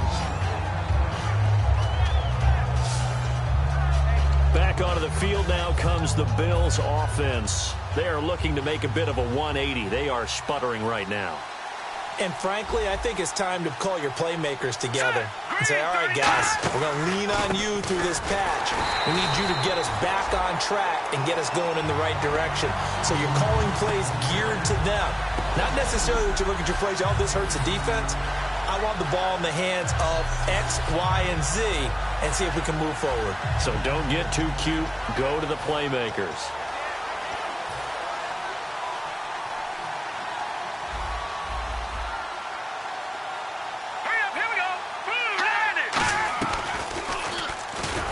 And he will lose yardage here back at the 23-yard line. That'll wind up going for a loss of 4. And they're going to face an uphill battle here on 3rd and long. Well, that's the big drawback to this play. Even if somehow the quarterback pitches it, he's not immune to the big hit. In this case, he kept it and absorbed it anyway.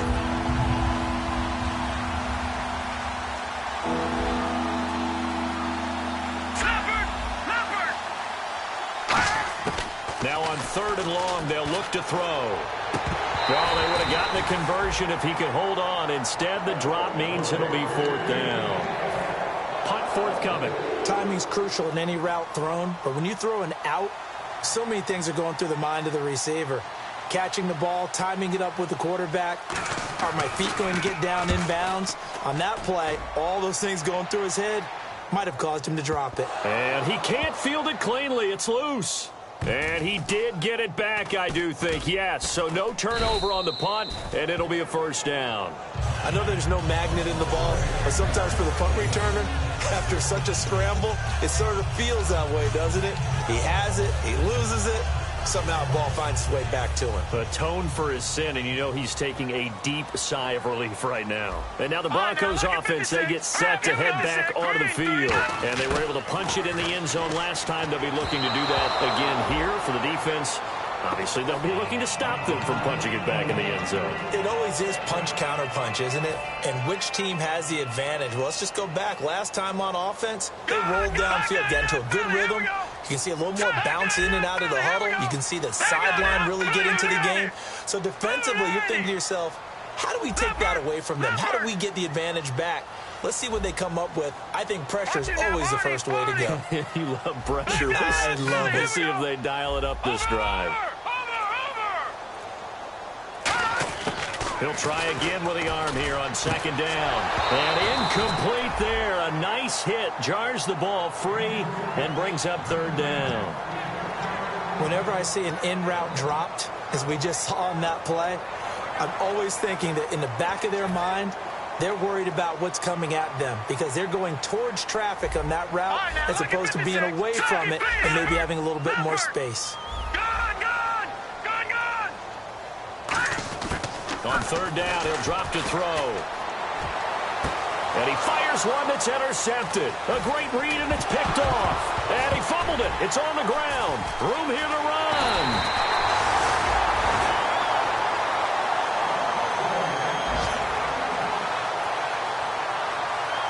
This is really, really difficult for teams to coach because you love the extra effort, right? When he break a couple of tackles, I mean, he was really trying to gain the extra yardage, but you also have to have an idea that people are going to come up behind you from the side, trying to take care of the ball while you're trying to get extra effort. Sometimes you have to know when to say when and maybe just go down. And on the outside, they're playing press coverage. And they'll run it here. And some room to roam now. And he's free going down the left side. It's a foot race. Touchdown. A great play there with his 16th touchdown of the year. And the Broncos will extend their lead. And on that long run, maybe the defense caught napping a little bit. The concentration level may not have been there. I agree with you on that one because those types of plays, when they result like that, they're almost like big bolts of lightning, aren't they? Whoosh, and off he goes. Now McManus for the extra point.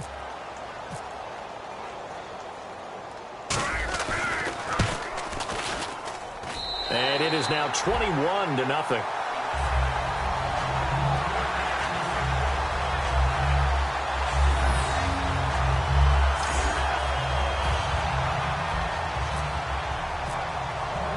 After the touchdown, here's McManus now to kick it away. This will be taken in at the 1. And he'll take this across the 25, couple extra yards up to the 27-yard line. The Broncos defense getting ready to go. This crew, they're kind of the story of the game, aren't they? I think they're playing better than, if you look at all the phases, they're playing the best. And never underestimate a defense? Not just a defense, but on a team competition. Because they're all trying to put it together to win a ball game. But one side really would like to be more responsible than the other. And right now the defense is looking at its own offense and saying, don't you worry about it. We've got this. We've got you today. And have a nice little grin of satisfaction on their face. I see a grin of satisfaction on your face. Me? I'm all about football. Yeah, I am. I'm pretty excited to see a defense do what they're doing. He is all smiles. Now he drops it incomplete. And their struggles continue here. Whenever I see a drop like that, I have to kind of take a step back and check myself a little bit. So used to seeing those big guys make big-time spectacular plays that when they drop one, I have to remind myself, we ask a lot out of these guys. Block and catch the football, not easily done in today's NFL. Surveying the field. So they're unsuccessful there, hooking up on the pass. Sammy Watkins, the intended target, and that'll bring up a 4th down. And the punter stands ready.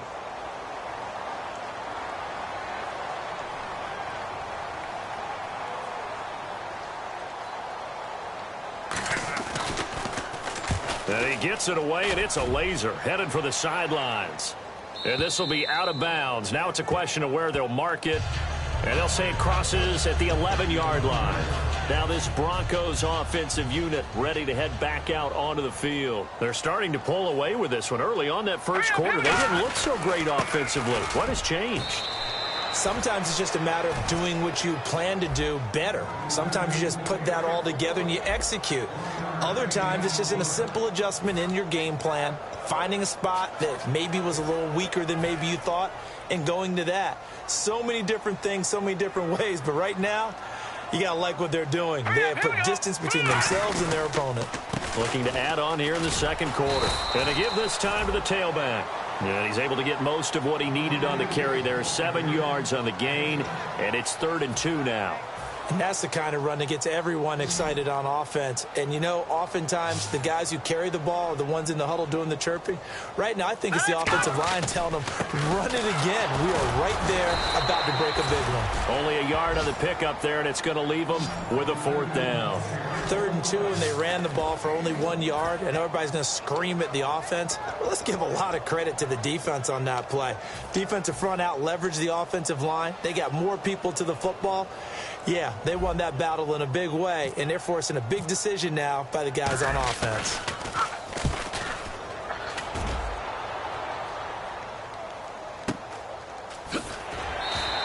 It'll be a net of 39, 41-yard punt, 2 on the return. Here comes the defensive unit for the Broncos. They trot back out there. They are in search of really nothing. I mean, they have seemingly found all the answers, haven't they, defensively? And I know that they go into a game with a plan and an idea of what they want to do. But I think this goes beyond their expectations because they're beating them to the punch on each and every play. And it is something to see because right now, on the other side of the ball, they've got to be getting a little bit frustrated. What can we run to try and move things? Then you flip it back. That defense isn't just controlling the other offense. They're setting up their own offense. Yeah, absolutely. And putting them in a great position to score. Seeing a lot of head scratching on one side, not so much on the other. It'll be a loss of a yard, and that'll lead here to a 3rd down. We just saw another example of how the defense is winning this game. Really at the point of attack, the offensive line's just getting pushed around. I think now as a play caller, you got to give them a little bit of help. Maybe keep your tight ends a little bit more. Maybe the running backs help you a little bit with the pass blocking. But you've got to help them get some confidence because you can't abandon the play calling right now. They'll look to throw. He's going to sling it, and that's caught inside the 30. A big gain there for the Bills. 34 yards. There's obviously nothing shy about the guys dialing up offense here. They take a shot on 3rd down, and boy, did they get rewarded, even though there was good defense on the play. Here we go now. Green 39. Green 39. Now they try the right side here. So a nice job to break the 1 tackle, but not much daylight after that as he's brought down. Well, so far, this game has gone the way the defensive coordinator had hoped. They've dictated things. They've not let them run the ball very well at all. They gave up a nice game there. I doubt it'll back off their confidence. They've played so well throughout this entire game. He'll look to throw. He's got time. And they're going to get him. He's sacked back around the 28. Shaq Lawson in there to get him, and that's sack number 8 for him on the year. 1:59 to go in the first half. Back to Denver right after this.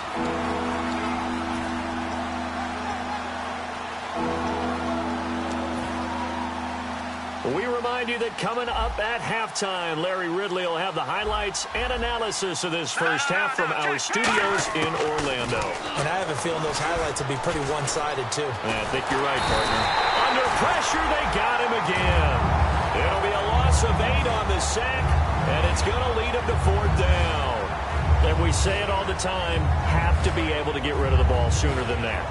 You have to help your offensive line out. They're going to protect you as best they can. And if you're getting 3 to 5 seconds to throw the ball, they're doing a really nice job. But when you hold it and give up a sack, you're really almost discrediting their work. And now the field goal team on for Buffalo. This from 54 yards away.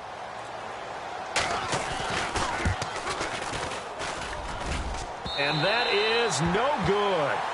He hit it well from distance, but he couldn't work it back in. And this score will stay right where it is. And you just kind of get the sense that this team's been snake-bitten a little bit here. They just have not had anything go their way. It's like they collectively walked under a ladder on their way into the stadium. What else could go wrong? Here's the Denver offense now as they get set to take over here. They're out in front. Last time they had to punt it away. We'll see if they can add to their lead now. They don't want to go out and punt it away again. This team now wants to get a cushion, put people away. Into a double team, and it's intercepted.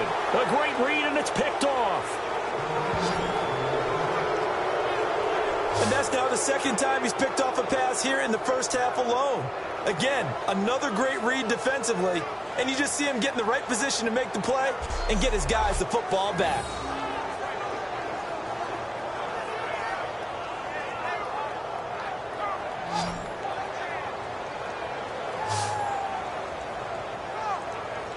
And the Bills offense comes out ready to take over.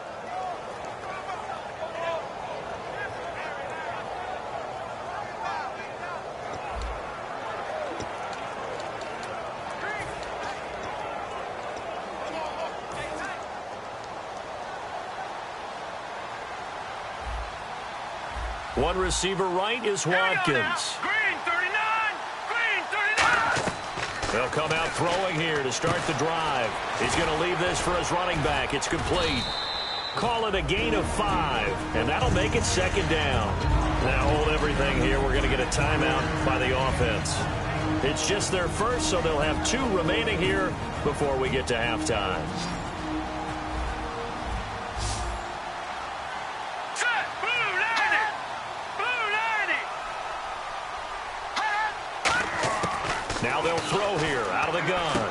Out to the flat. That's complete to his running back. It'll wind up being a loss of 2. And just like that, it's third down. 7 yards remaining here on third down. So now at 3rd and 7, and defensively, it's a dime look. 6 DBs.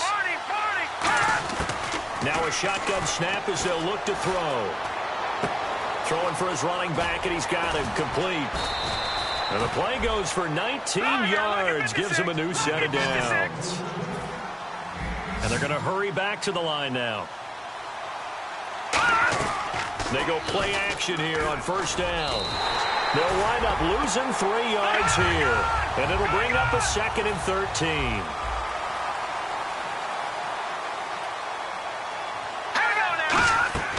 Off the play fake, he'll look to throw. Finding time. Nowhere to escape, and he goes down. Call it a loss of 5, a big sack to bring up third down. So the offense took the timeout. Looks like they're ready to go as we get set to resume the action. So it's 3rd and long, and defensively not a real surprise there in the dime. Movement there on the offensive line, a little quick, and a 5-yard penalty. False start, offense.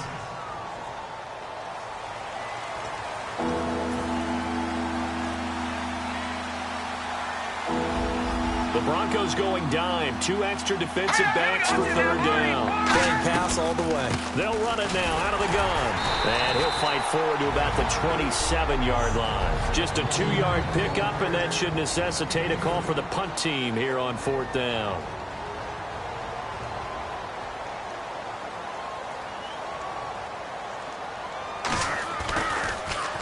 And he deserves a bronze leg as he gets this one away.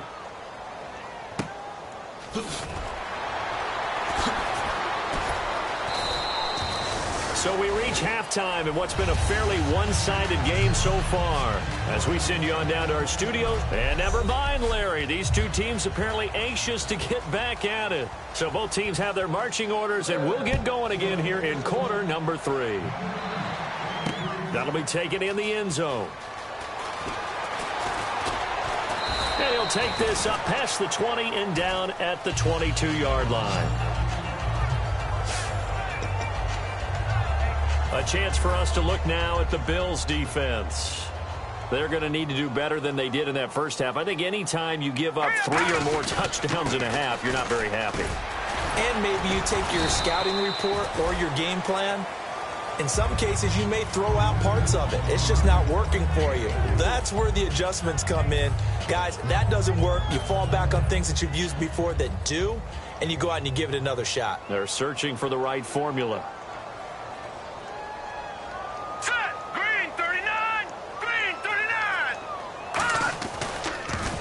a handoff here to his running back. And not a whole lot doing there as he'll get it up to about the 28-yard line. 2 yards the gain there, and now they're left with a third and about 4 for a first. Well, praise has to go to the guys on the offensive line because they've had a very nice, productive day running the football. How about that poor defensive line? They've been knocked around the entire game, and while they slowed them down on that run, can they continue to do so? Because they haven't had much success throughout this ball game. On 3rd and short, they'll try and pick it up through the air. And he's got it. Got his man on the end route. Complete. And he gets this one just shy of the 40 to mark him down at the 39. One of the selling points of the end route is it gives the quarterback a really nice sight line to his receiver and almost on a direct shot able to throw the ball into the middle of the field and have a great chance of success as they did on that play. They come out here in the eye. And he'll give it here to his running back. It'll go as a gain of 10 there. Yeah, another good run there. He's been such a big part of their success here this afternoon. And that last carry, it puts him over 100 yards now for the day. Fresh set of downs here.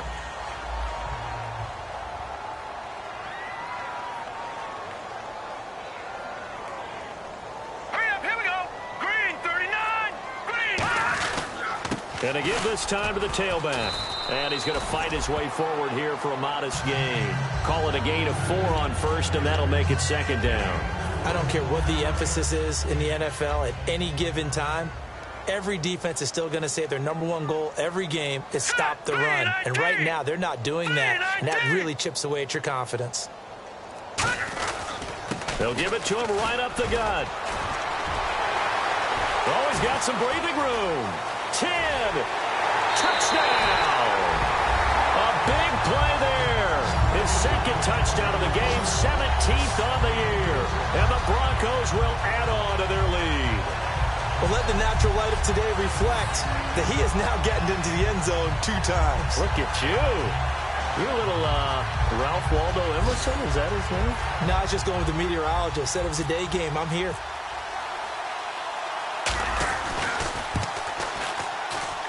It's good, and they stretch their lead to 28-0 now.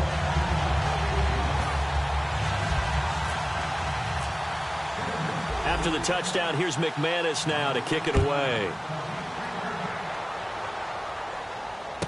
This fielded at the 2. And he'll take it up past the 25 to the 26-yard line. A look at the offense now here, coming back out on the road for their first possession of the 2nd half. They've got to dig down deep. I mean, they need something right now, really anything to cling on to. This offense has struggled. Partner, join me in a walk to their locker room at the half. Is this intercepted? It is. It's intercepted. A great read, and it's picked off. And, Brandon, this is a real nice job defensively of getting inside a quarterback's head and figuring out, okay, where's he going with the football? Because you can make an educated guess defensively, not all the time, but sometimes. And when you're right, you've got a decent chance of coming away with the football. The Bronco offense now set to come back out onto the field. And now last drive so successful with the ground game, ending in a touchdown. Do you stick with that formula? That would be the #1 thing you would think of, but so many guys now would look at it and say, we've got them set up so well for play action, now's the time to take a shot. Yeah. But, you know, there was a big-time coach in the state of Ohio who once said, if you throw the ball, if you put it in the air, 3 things can happen, and 2 of them are bad. Is that Woody He would have Hayes? kept it on the ground. They come out here in the eye.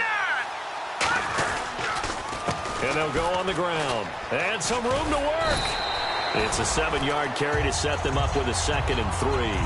And while the guys with the ball are having a whole lot of fun keeping it on the ground, the guys on the opposite side, they are having zero fun. They've been getting pushed around the entire game and haven't found an answer yet to slow down the running game. Here we go now. 3-19. 3-19. They'll give it to him right up the gut. And he will have the first down, but he winds up taking a pretty good shot that time. Give him 3 yards and a fresh set of downs. So many teams want to throw the ball in this situation nowadays, but I love watching a team that has enough confidence to go ahead and run the football in that situation That's almost a tendency breaker. Here we go. Green 39. Green 39. Now they'll run it on the toss. And he'll lose yardage. Brought down at the 32. That'll be a loss of 4 yards on the play. And it'll bring up a 2nd and 14. When I watch plays like that, I give a lot of thanks that my DNA did not make me an offensive tackle, because that is a very difficult job, to hold your block against a really good defensive end and hang on to it so your runner can get to the edge and do it without holding. I don't know that that's really possible for very many people. Play clock winding down. Now a handoff here to his running back. Oh, he's got a little daylight. And touchdown! A great effort there with his 3rd touchdown and 18th on the year. And the Broncos add on. So he's in for his 3rd score of the game, and the defense probably saying, man, we don't want to see this guy for a long time. It's bad enough when anyone scores a touchdown against you, but for one person to get 3, it almost...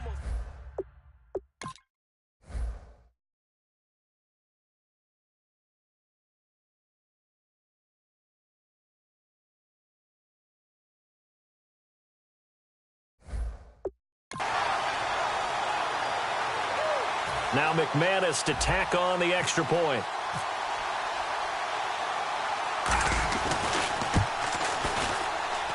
And he's been a busy man, 5 for 5 now as he knocks another one through to extend the lead. After the touchdown, here's McManus now to kick it away. This will be taken in at the 1. And there's a flag on the field. And a good return as he'll be stopped just shy of the 30-yard line. Illegal block in the back. Return team. Automatic first down.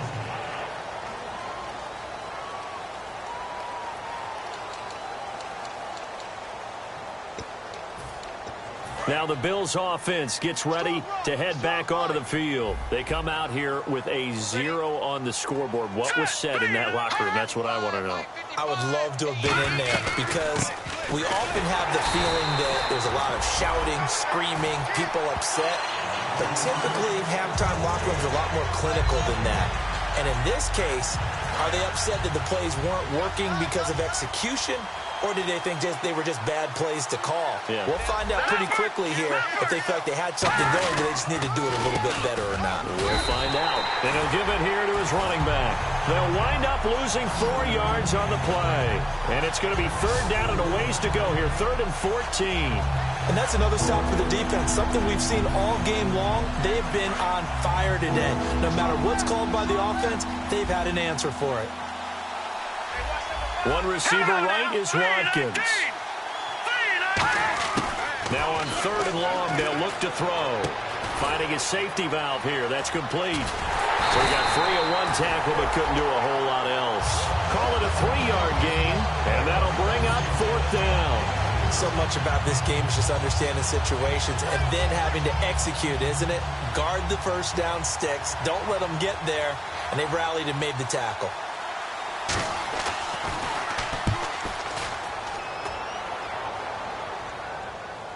Fair catch called for right around the 11-yard line. Not a big deal on that one, just your everyday 67-yard punt. And it'll be 1st and 10 Broncos from deep in their own territory.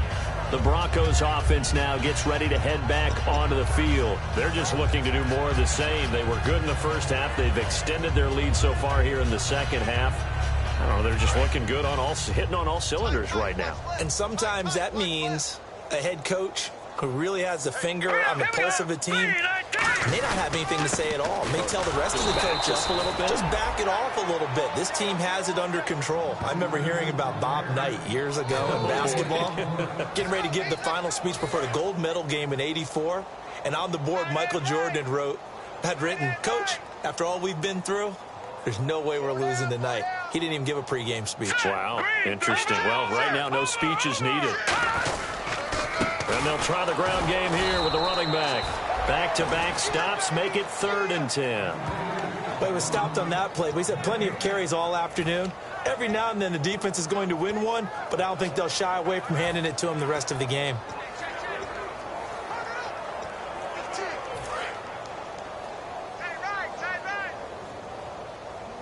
So a 3rd and 10, and defensively, a dime look, 6 DBs. He's going to flip that out to the flat. It's complete. Call it a loss of 2 on the play, and that's going to bring up a 4th down. Well, so much for bluffing the defensive line into thinking that they were going to be able to get to the quarterback. Instead, they sniffed out the screen pass and made a really nice play for lost yardage. 44 on his first punt, and this is a good kick as well.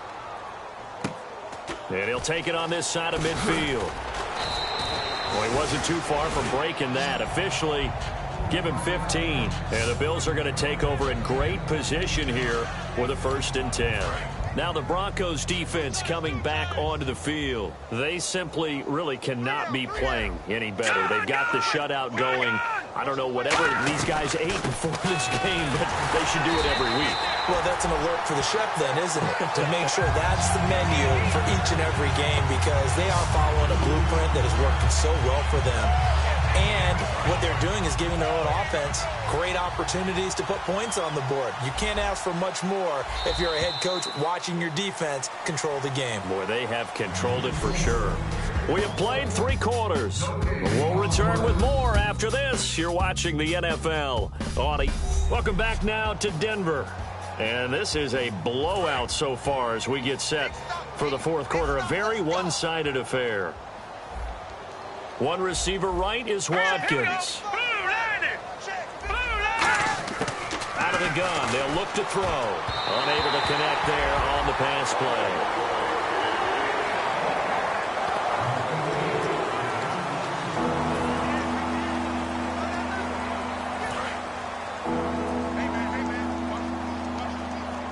So now a 3rd and 12 with an extra defender here in the secondary. A nickel look.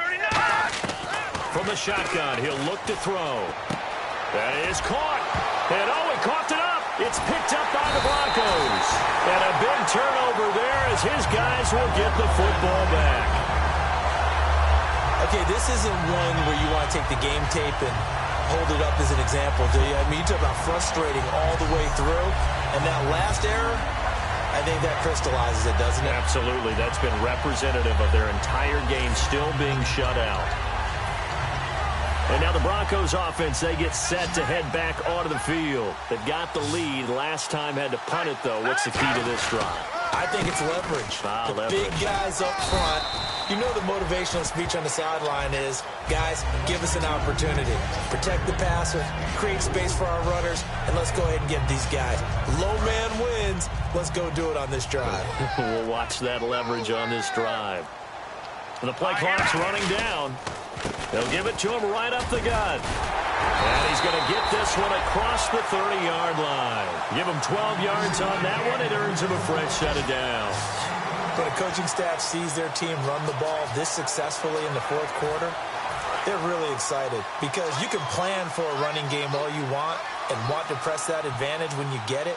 But for the most part, it's a little bit of a surprise. And right now, they've got to keep that going, want to continue to grind out the clock, because it's definitely in their favor at this stage of the game. Can they close the game out and continue to do exactly what we just saw there? And that's run the football. And there's a run to be happy with. Good, solid yardage. They'll take that anytime you hand the ball to a back. They come out here in the eye. They'll give it to him right up the gut. And getting this just shy of midfield, they'll spot it at the 49. It's a gain of 11 yards that time, and it produces a new set of downs.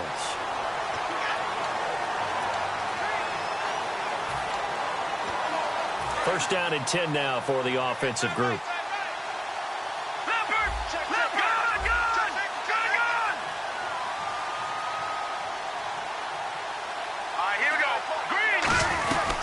They'll run it now out of the gun. Look at this, middle of the field, a breakaway. 10, and all the way in for the touchdown. A great play there, 50 yards. and the Broncos continue to pour it on.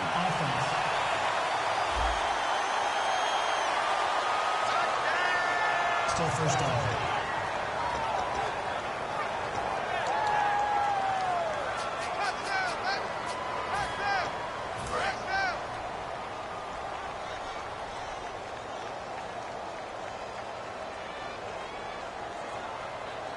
All right, here we go. Green 39.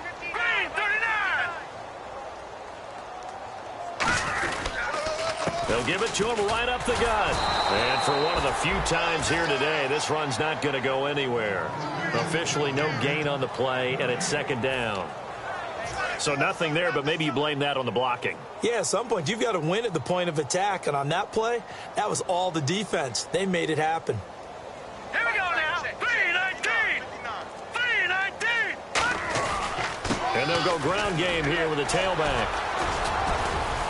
And able to break one tackle, but then quickly brought down. But a nice little gain. It'll go as a gain of 7 on the play, and it sets up a 3rd and inches situation. Well, that's why the guy with the headsets is down there. All right, they know what they're doing because they got stuffed on a running play on first down. And I think myself and probably the fans were saying throw the football in this situation. But he knew what he was doing, called another run, and now they got 3rd and short. They'll give it to him right up the gut. And brought down, but able to get it to their 30-yard line. They pick up 12 on the play there, and they move the chains. Well, I'd say that run's pretty emblematic of what we've seen all day long. No matter what they've done on offense, this offensive line has controlled the line of scrimmage, giving them time to throw it, run it, do whatever they wanted. That's why there are points up on the board.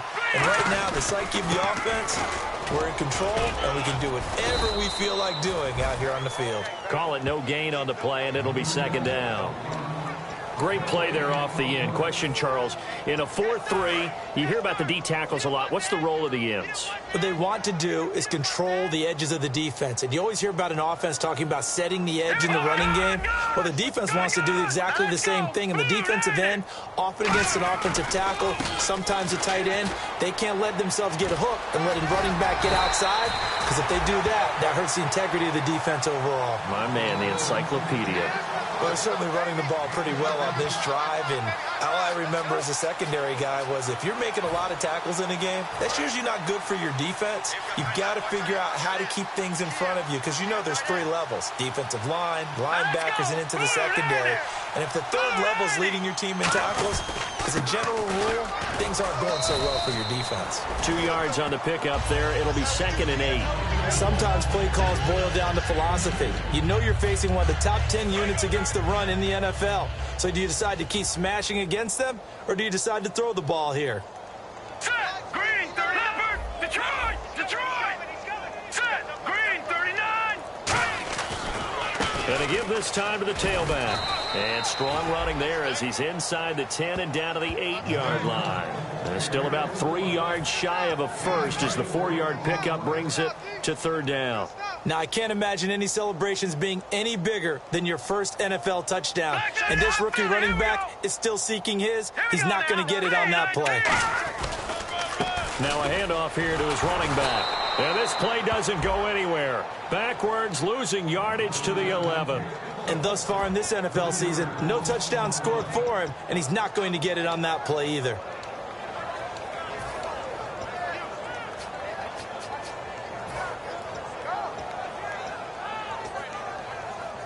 And with things looking pretty good on the scoreboard, they're going to keep the offense out there and go for it here on 4th. Hurry up, here we go. 319. 319. Check 59. Mike is 59. Mike is 59. Time for a break. We'll come back and wrap up garbage time after this. So it's Bronco football as we get you reset here. They've got a 4th down here in a game that looks to have been decided already. And the 13-year man puts it through, and they're sitting pretty now as the lead grows even further. So it's 3 more points, and that widens things out even further here in the 4th. Hey, in this league, you can never have too much. So if you're in range, grab the 3 whenever you can. And to no one's surprise here in Denver, that'll carry through the back of the end zone for a touchback. Now the Broncos heading back out onto the field. And they forced the fumble last time. Now 4 turnovers for this defense. They've been darn good. It's become a feeding frenzy, hasn't it? I mean, almost like the Sharks. They descend upon their prey. That's what they've done this entire game. 4 takeaways. They preach. He rifles one that's intercepted. A great read, and it's picked off. And his guys are going to get the football at the 28-yard line. Well, this defensive pressure has been constant all game long. The pass rush, the coverage, they've all been excellent, and now they'll tack on an interception here as this one continues to slip just further and further out of hand.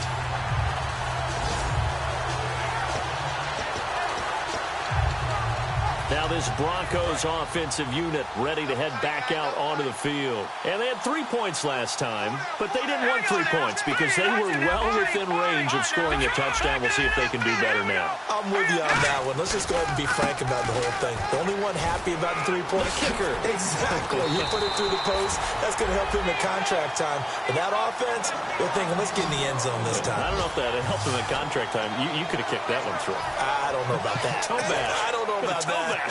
Super toe.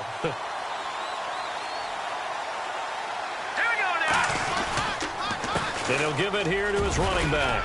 And he couldn't quite get there. Tackled down at the 1. It's a nice pickup of 12 yards, and it gives him a 1st and goal. Another good run there, and now we're seeing an offense that's imposed its will on a defense. When we talk about that all the time, what does it really mean? It means that the guys on the offensive line, they feel like they can do whatever they want. They're in the huddle saying, run it again. Give us another chance to smack someone and create some space. On the defensive side of the ball, not only have they imposed their will against you, you're almost powerless to figure out what you're doing there, but you got to keep your spirit up at the same time, and they're taking that too. And to give this time to the tailback. And he is into the end zone for a touchdown. A great effort there with his first career NFL touchdown. And the Broncos use the short field to their advantage as they cash in for 6. And another touchdown, maybe rubbing it in a little here. That post-game handshake between coaches might be tense. Yeah, I would say it will be a little bit tense, but you have to look at it from the side of the victor. They're in a tight battle. They may need those points in case of a tiebreaker at the end of the year. And you combine a big leg with a mile-high air, there's the outcome. This will sail out of the end zone for a touchback. We focus our attention now on the Broncos defense. They've got to like the way that they have performed in this game. They put their team in the position to win. Not only have they liked it, they've loved it. This is what you're looking for in each and every game. Go back to training camp, OTAs, mini camp. They've talked situational. He'll be brought down by the Broncos. It's a sack. That one will set him back nearly 10 yards here on 1st down on the sack. Well, how about that? A dime set on defense, 6 defensive backs. None of them blitz. They're just back there in coverage. Defensive lineman gets the sack. That's where the O-line, they go to the side. And pressure coming, and they got him once again. Shaq Lawson in there to get him for sack number 9 now on the year.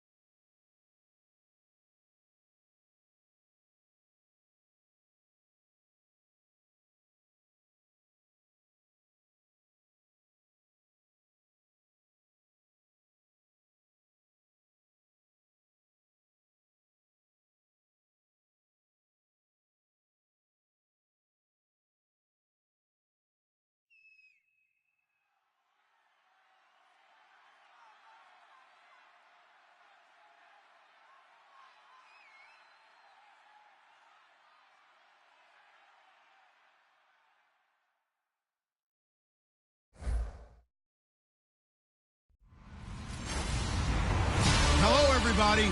I'm Larry Ridley, and this is Madden 17 on EA Sports. In today's game, a very good defense will be on the field. The Raiders are top 10 in fewest points allowed, and they'll be up against a Pats offense that wants to hang a big number on them.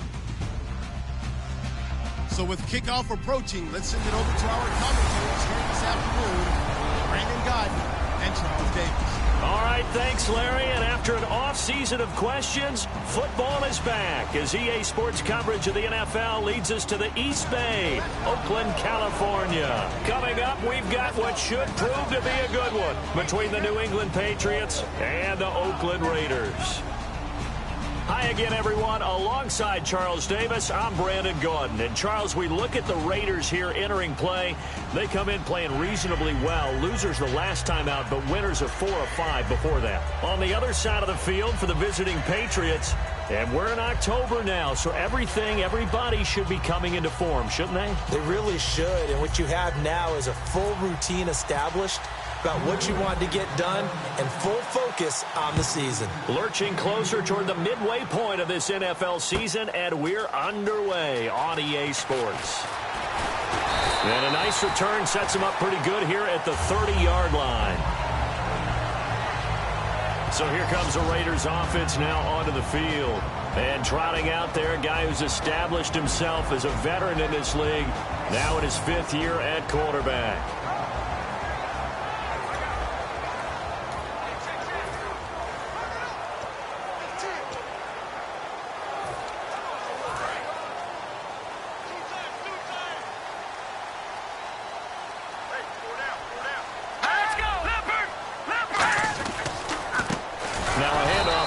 Running back, and they take him down, losing yardage back at the 27. Brandon, that play ended so fast, it's almost as if the quarterback handed it to the runner, and the tackler was there right away for a loss of yardage. Watch left, watch left, watch left. Stop right there. No. Jack, Patriot. Back to throw here. And seeing nowhere to throw, he chucks this one away from harm. Incomplete. Now it's 3rd down.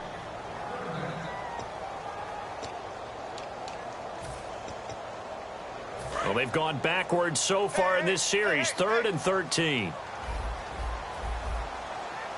Hurry up, here we go. Green, 39-54. They'll run it now out of the gun. And he's going to lose yardage and be backed up to the 25. This will be a 2-yard loss on the play. And it'll be 4th down. I'm not sure they could have had a better call there for the defense. Blitz was called, and they're setting up for a draw. When you're blitzing, you're likely to beat them to the punch because they're going to take a little extra time to set up. Talk about the offensive line. In this case, you'll get into the backfield before they can get set up. Taken in at the 22. And out of bounds on the other side of midfield at the 45. Excellent work on the run back there, 33 yards. And the Patriots will have great starting position as they take over 1st and 10.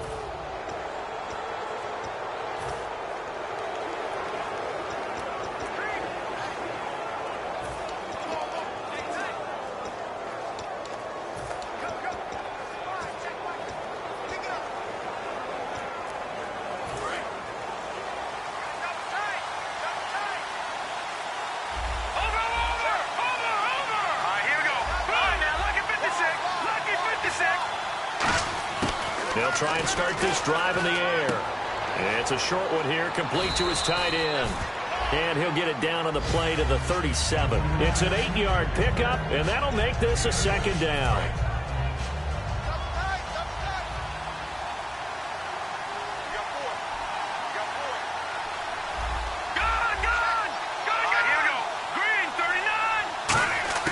They'll look to throw. And he will find his man on the end route, complete. It's a gain of 4 there, and it gives him a new set of downs. And that's one of his advantages of a passer, is it not? With his height, setting back there in the pocket, firing it over the middle, he can really see everything clearly. It is, and I know that other quarterbacks get it done different ways, all right? You don't have to be his height to make a great play. But what he does is he takes away having to make those slide steps in the pocket to find angles to throw the ball through. He just throws right over the top of it because he can see everything, and sometimes that saves time and gets the ball to a receiver quicker. I think I recognize the error there. Zone defense, and you got everything in front of you, but when the quarterback breaks out of the pocket, sometimes that discipline breaks down and guys get out of their spots. Quarterback's able to find his open receiver there for a first down. They come out here in the eye.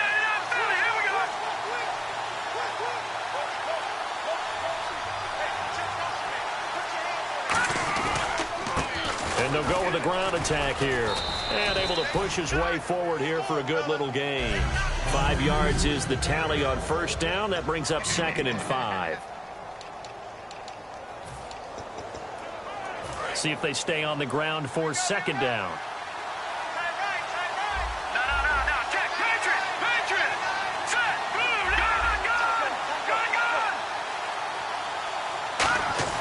Now they'll throw here out of the gun. And it's caught. Touchdown. Their big tight end with touchdown number 7 on the year. And the Pats have taken the early lead. Sometimes those tight ends are a mismatch. They found the mismatch there. And that's exactly why you want to draw up those types of plays, because coverage is just going to go to the natural guys, the guys that make the big plays on the outside. But you work your tight end into it, that's a tough one for a defense to handle. Tough. They couldn't handle it. It worked out for 6. The kicking unit out for the Patriots as they send this one away. This fielded at the 2. And he's up across the 25 and down at the 28-yard line.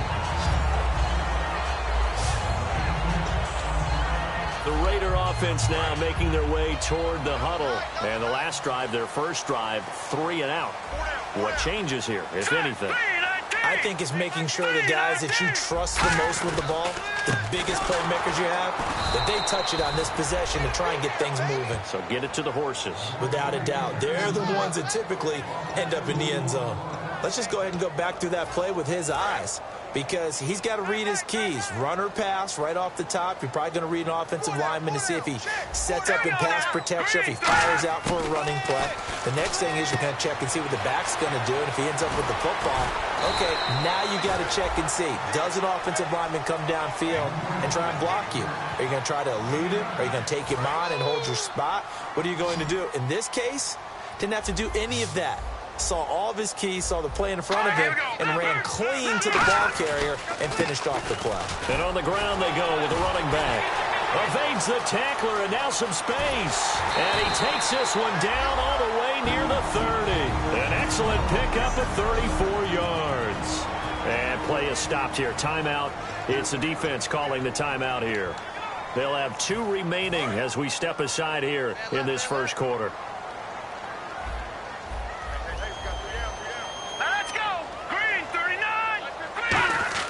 They'll look to throw now on first down. That is caught. And inside the 20 before he's brought down. It'll go as a gain of 12. Good use of the pass there to pick up the first down. It gets a defensive look that they had specifically prepared for, they told us, coming into this one. Certainly seems like they're holding all the right cards now, doesn't it? Because of their preparation. Went back, watched the tape, studied the tendencies, and they feel like they had them down cold, and they were able to use the pass against them. And as we've seen throughout this season, it's no picnic trying to score touchdowns against this unit. They're ranked number 1 against the run. But it's also difficult because it's not easy to throw the ball against them either.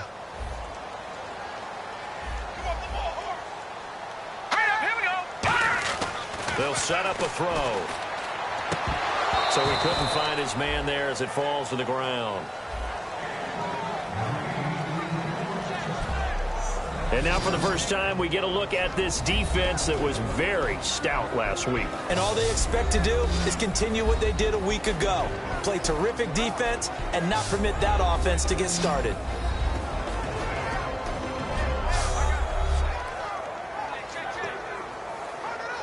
And here comes play number 6 on this drive.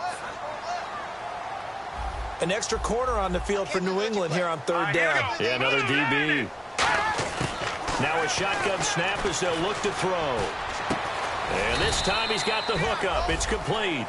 6 yards on the pickup, and that's going to make it 4th down. One hallmark of good defenses is understanding the game, understanding positioning.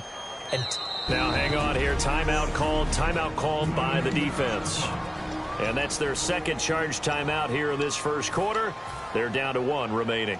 On now is the field goal team. Here's the Raiders. We'll try for 3. And now contact up front. And this might set up an interesting decision.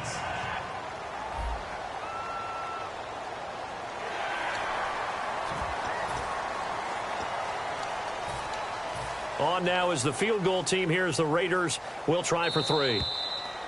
Oh, now whistles. And unless he was drawn off, and I don't think he was, this is going to be a first down. Defense. Automatic first down.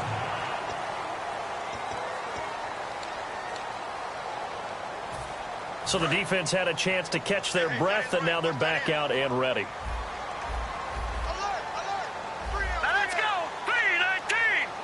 3-19! They'll run it now out of the gun. And he stopped immediately there. No gain on the play that time, and it sets up 2nd and goal.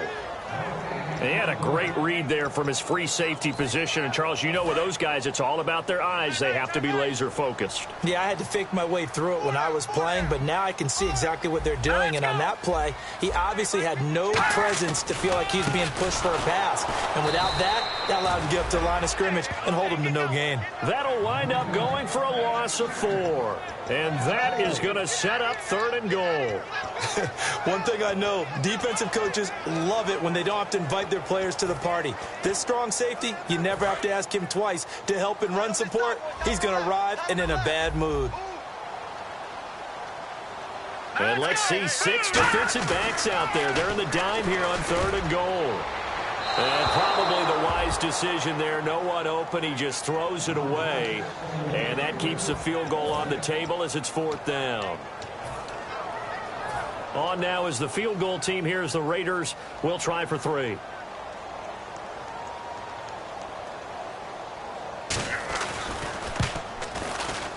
And this one is right through.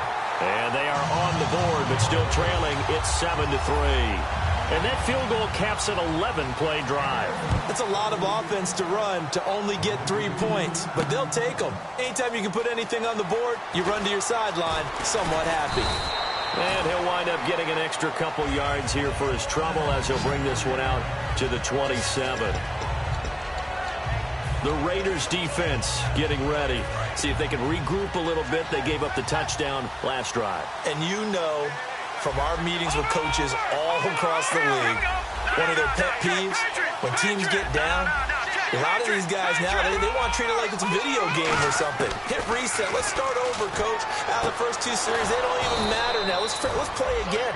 That's not how it works. You're down. You gave up a touchdown. You can't do it again. You have to dig in, grit it out, and fight it out. Reset buttons. It's driving everybody crazy. There are no reset buttons when you're playing in this game. Preach, Chucky. Preach.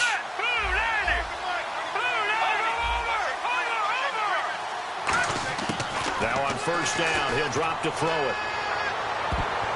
Oh, that was dangerous. Threw it into coverage, almost picked. But instead, they'll keep it on 2nd down. 10 yards still left on 2nd down. Let's go! Over! He'll try again with the arm here on 2nd down. So they're unsuccessful there, hooking up on the pass. I think that's a big-time play there because the slant route is really hard to cover because the timing is so quick. But able to see it, diagnose it, and get to the football, that's why he was able to bat it away.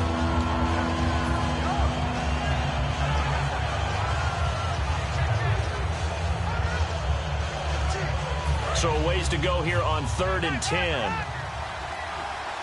So here we go now. An extra defensive back in there on 3rd and 10.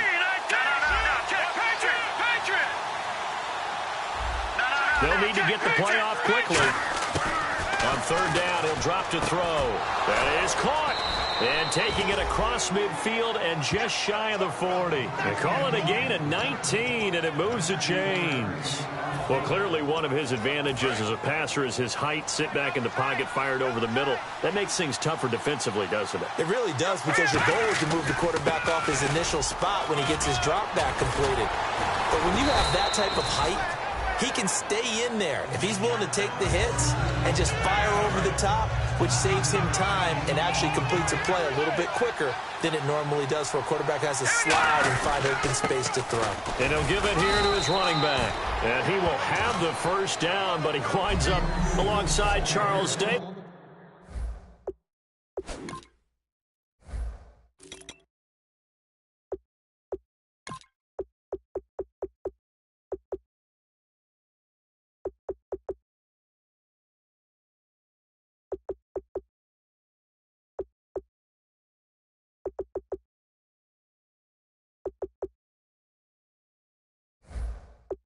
Brandon Gaudin. It's the Patriots in possession to begin quarter number 2. And they're on the move here. They've got it 1st and 10.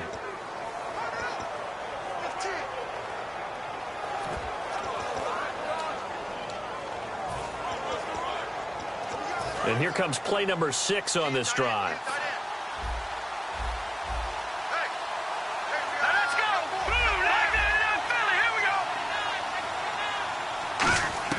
On first down, he'll drop to throw.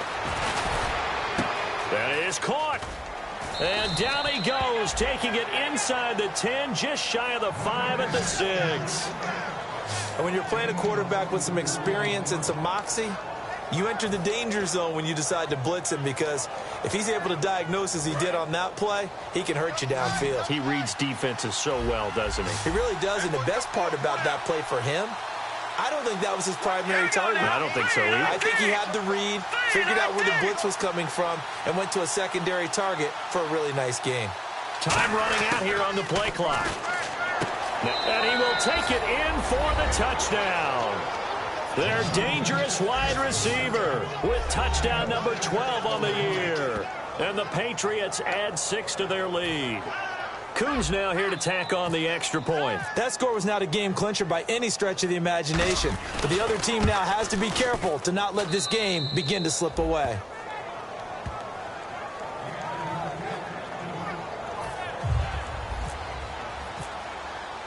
The kicking unit out for the Patriots as they send this one away.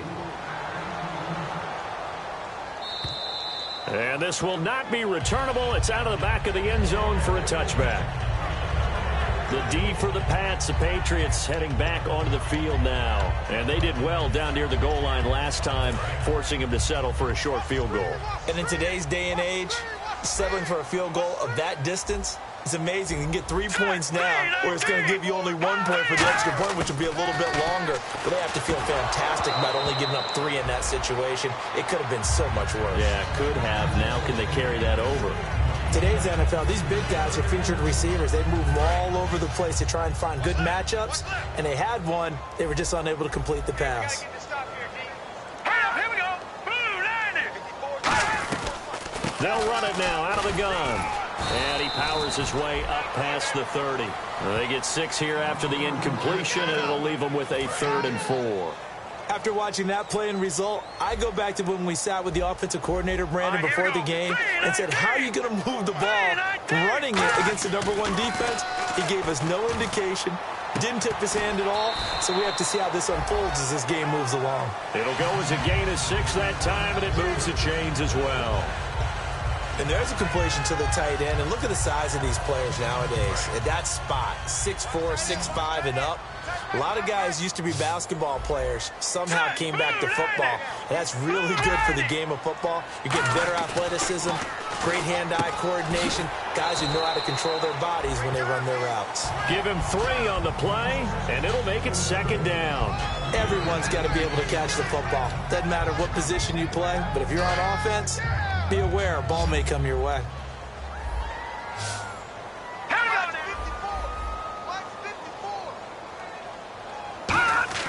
Back to throw.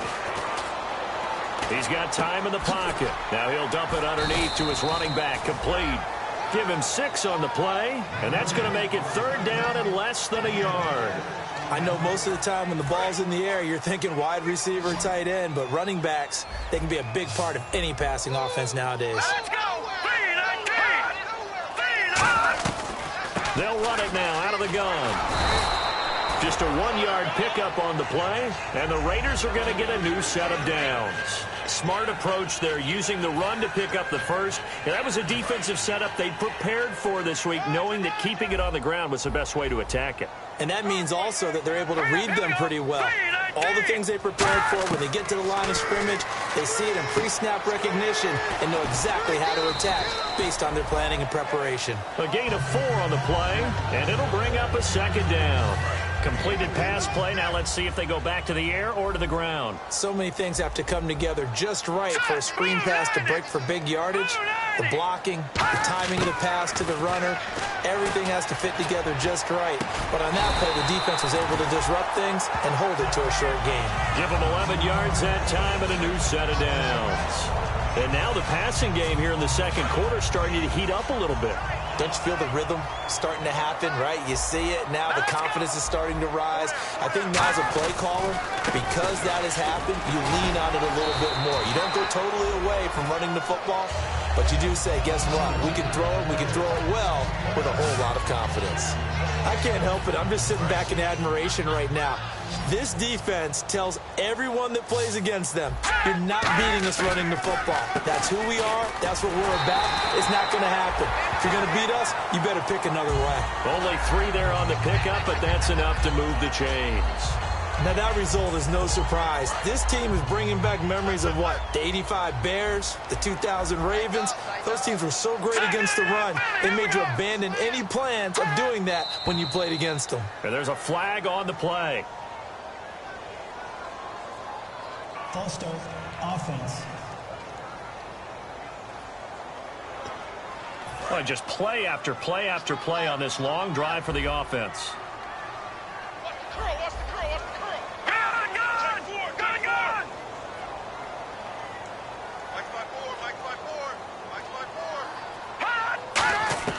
Out of the gun, they'll look to throw. Nowhere to escape, and he goes down. It looks like a loss of right around 11 there on 1st down to set him back on 2nd. Now that was a passer's nightmare. The front door totally shut down by the defense, so he kept going backwards, hoping to find another avenue of escape. It didn't exist. All right, here we go. Green 39! Green 39! Now they'll throw here out of the gun. And the hit jarred it loose. It's incomplete.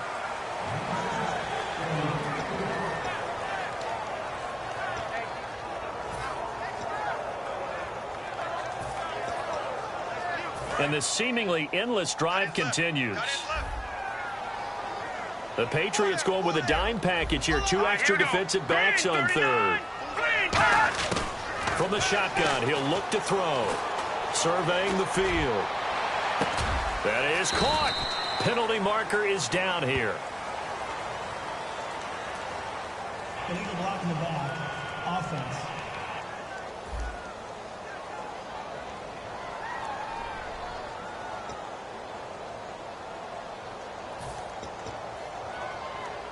And following that penalty, the offense really backed up now on 3rd down.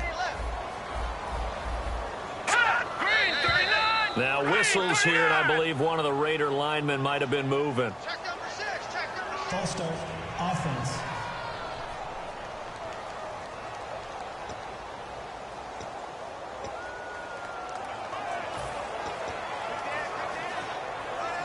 Long drive. The defense just cannot seem to catch a break and get off the field.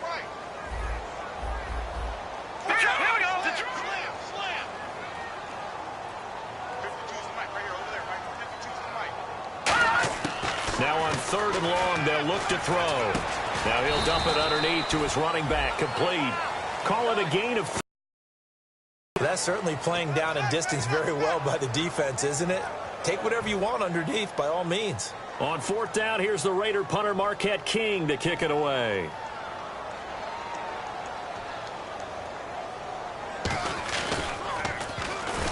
And this is blocked. The pass Let's bring heat, and they get home. And they will take possession of the football just shy of midfield. And a blocked punt always can be such a momentum swing. In a big way, because now the spark has been lit. Everyone gets involved with that team, and many times coaches preach, you block a punt, you block a kick, that usually leads to victory. Now the Patriots offense, they work their way back out onto the field, and they'll just simply be looking to build off the confidence of the last time out where they scored a touchdown. And confidence is powerful, isn't it? When you've scored once, you feel like you can go back out there and get it done again. Doesn't matter what the defense throws at them. They feel like they're in a groove right now, and they want to get out there and show it. Yeah, hoping to stay in that groove here this go-around. They'll come out throwing here on first down. Quick hitter here, it's complete.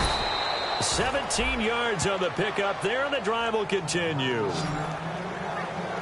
An ex-teammate used to tell me all the time, I hate experienced quarterbacks because no matter what, you really can't hide what you're doing. And I think that right there, he knew right away where the blitz was coming from, where his primary guy was going to be, and he ended up going to a secondary target for a nice game. I was just going to ask you, that wasn't the primary target. He's so good at that, isn't he? I think he knew right away that he wasn't going to get to his primary guy. I think he read that as soon as he got to the line of scrimmage, knew where the pressure was going to come from, and said, I know how to beat that, and that's what he did. Watch it now, Barney. Here we go now. Boom, landed. All right, now, look at 56. Lucky 56. Off the play fake, he'll look to throw. And incomplete there. A nice hit. Jars the ball free and brings up third down. After watching him drop that slant, I can hear my old coach's voice ringing in my ears right now. You can't run with the ball until you catch it. Trying to get those rack yards before he secured it. Third down here for the offense after the incomplete pass. The center receiver in motion to the right.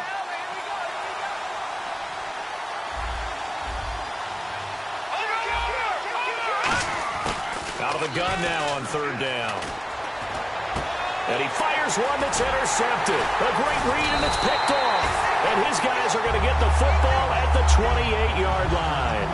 Well, this is a defense that can confuse even the best of quarterbacks with their zone schemes. And here you've got a linebacker that's going to stay at home and just sit down in that zone. And this one basically comes right to him. The Raiders offense now, they trot back out. And with this deficit, you can't have too many more drives. Oh, it was hit at the line of scrimmage and intercepted. A great read, and it's picked off. Well, there definitely was some juice on that pass. And while tight ends don't always have the same reputation for hands as wide receivers do, in this case, that ball was expected to be caught. Now the Patriot offense set to take over again. And following the interception, just any interception, are you a little bit more cautious when you start that next drive, or no, you just throw that out the window? I think you are. I don't think that there's any way you can run back out there and go, totally didn't affect me. Let's just go ahead and be loose with the football again. You're going to take care of it, but you have to be careful about being too cautious because now you can't run any offense at all. Still want to attack. We'll see how they attack him here. They come out here in the eye. And they'll run it here. And inside the 20 before he's brought down. A nice pickup there of 11 yards, and it'll move the sticks. Coach hinted to us that we may see some old power football here in this game. We got a taste of it on that first down run. I love how he hinted it to us, and then when we were watching practice, we were watching what they call inside drill with the offensive and defensive line, and they kept putting more defenders on the other side and saying, block that. I don't care how many guys are in there. And he gets into the end zone for the touchdown. Their dangerous wide receiver with his 13th touchdown of the year and second of the game. And the Pats take advantage of field position on the turnover to cash this one in. And there they got him the ball. Just get it to him, let him do the rest. You know, he probably said that to his quarterback as he broke the huddle. I like the play call. Just get it to me. I'll take care of the rest of it. Helping out his rack, right? RAC? Run after catch, and he loves that, and he's going to carry that in at contract time. And that'll carry over the back line of the end zone for a touchback. A chance for us to get a glance at this Patriots defense. They don't need to change much. They have played well. They've really outplayed this offense, haven't they? And it's a lot of fun for a former defensive guy to see how they manage to bounce around, make plays. and put their team in position to win a football game with great contribution from the defense. They're just looking for more of the same right now. Looking to speed things up here, going with some tempo. Back to throw here. He's got time. Unable to connect there on the pass play.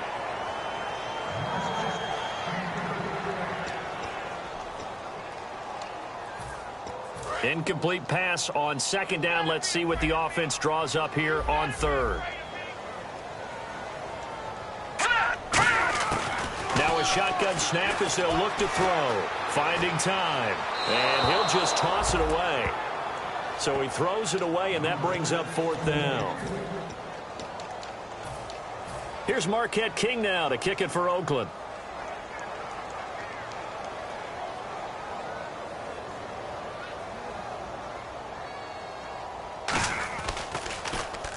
He's been a busy man here in this first half as he gets it away. Fielded at the 33. And he's got room. The 20, 10, touchdown. A great play there. 67 yards. And the Patriots add on to their lead. A lot of times they want this guy just to try to flip field position. He flipped it all the way into the end zone. Yeah, the rule of thumb is, can you pick up 10 yards? That's getting a first down. Instead, he takes it all the way and provides a big spark for his team. And they open the lead up now to 25 points.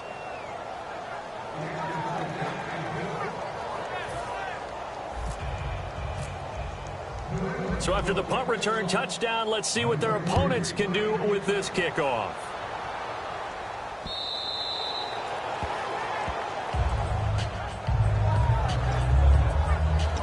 Now the Raiders offense, they get set to head back on the field. Now they've sort of lost their way, partner. How do they recalibrate and get this proverbial train back on track? Well, this is where leadership really comes into play. How's the head coach handling it? The offensive coordinator? Sometimes they just make a joke. All right, guys, had your fun? All right. Throw it out the window. Yeah, let's get back on track here. And sometimes that'll work just fine.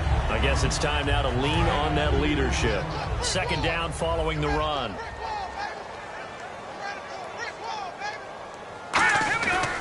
And they'll go on the ground. And this will go as a short gain on what will be the final act. And Larry apparently very brief in his report. Thanks anyway, my man, as we're already set for action.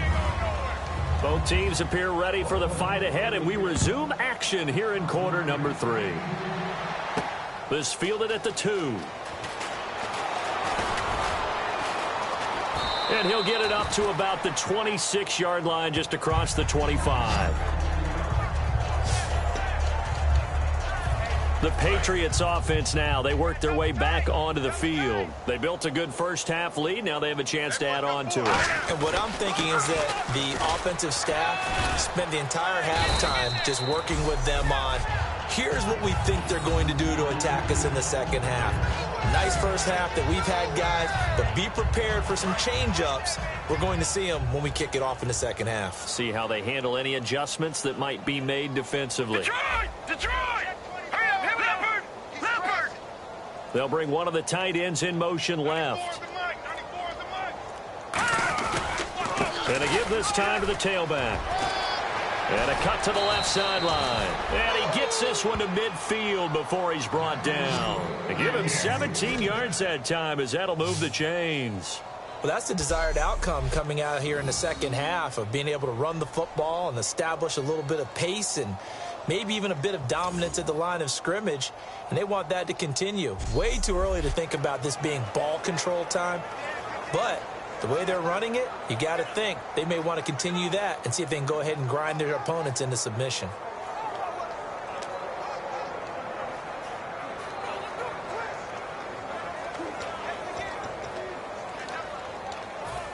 So the run moves the chains, and here we go on first down.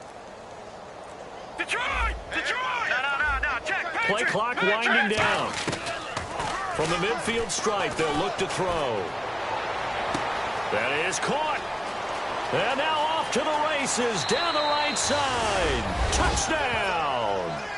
A big play there. with his second touchdown of the game, number 8 on the season. And the Patriots are pouring it on. I know guys who design defenses, they try to prepare for everything, but you ignore the guy who plays tight end at your own peril. Yeah, and he's like having another wide receiver out there sometimes, right? Exactly right, because they're such a matchup nightmare, and they're hybrid guys. Are they receivers? Are they big guys that block?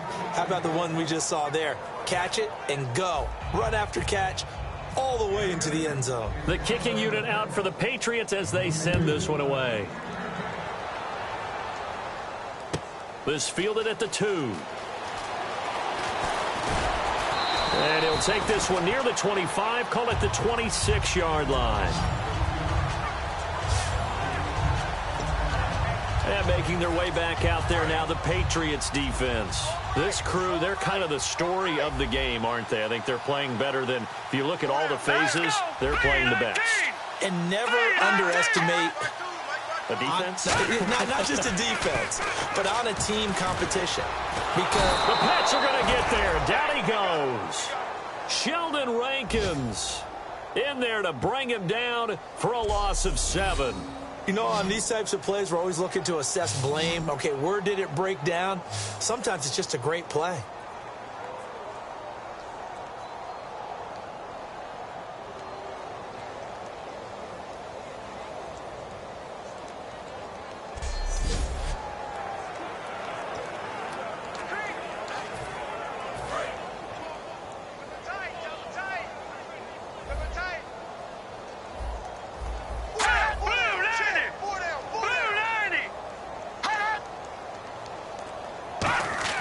He'll drop to throw.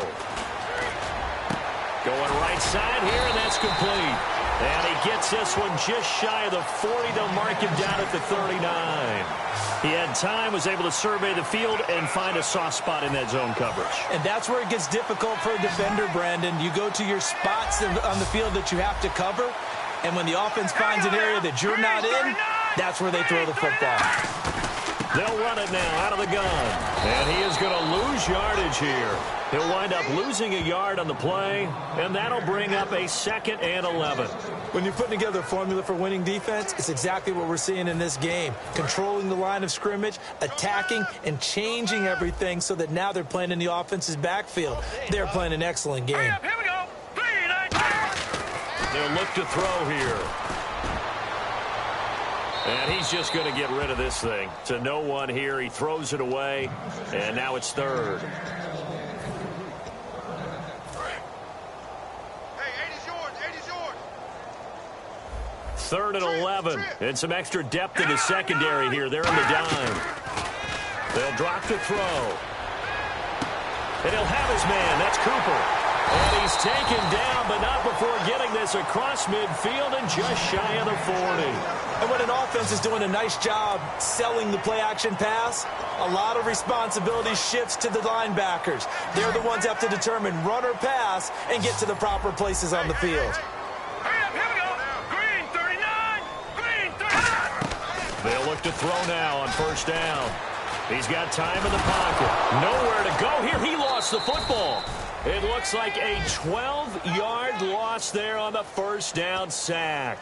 On plays like this where the ball comes free, it's often unusual for the team that lost it to get it back. Because this is a quarterback. The ball gets away from him. Everyone else is trying to execute what they're supposed to do on offense. They're usually looking in the other direction, downfield, or moved away from him. In this case, though, a teammate is able to come up with the ball. And they only get a yard back there. They'll be left with a 3rd down and long.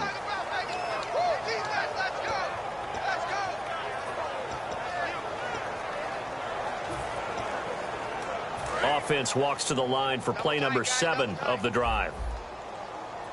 4 down. Check. Now let's go. Blue 90. The play action fake. They'll look to throw.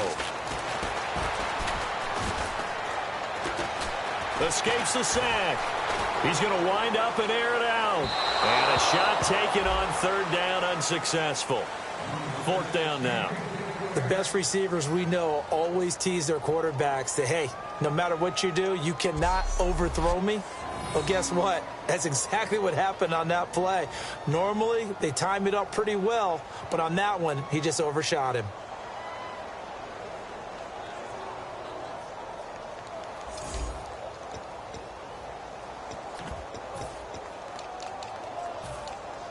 So on 4th down, here's Marquette King to punt it away.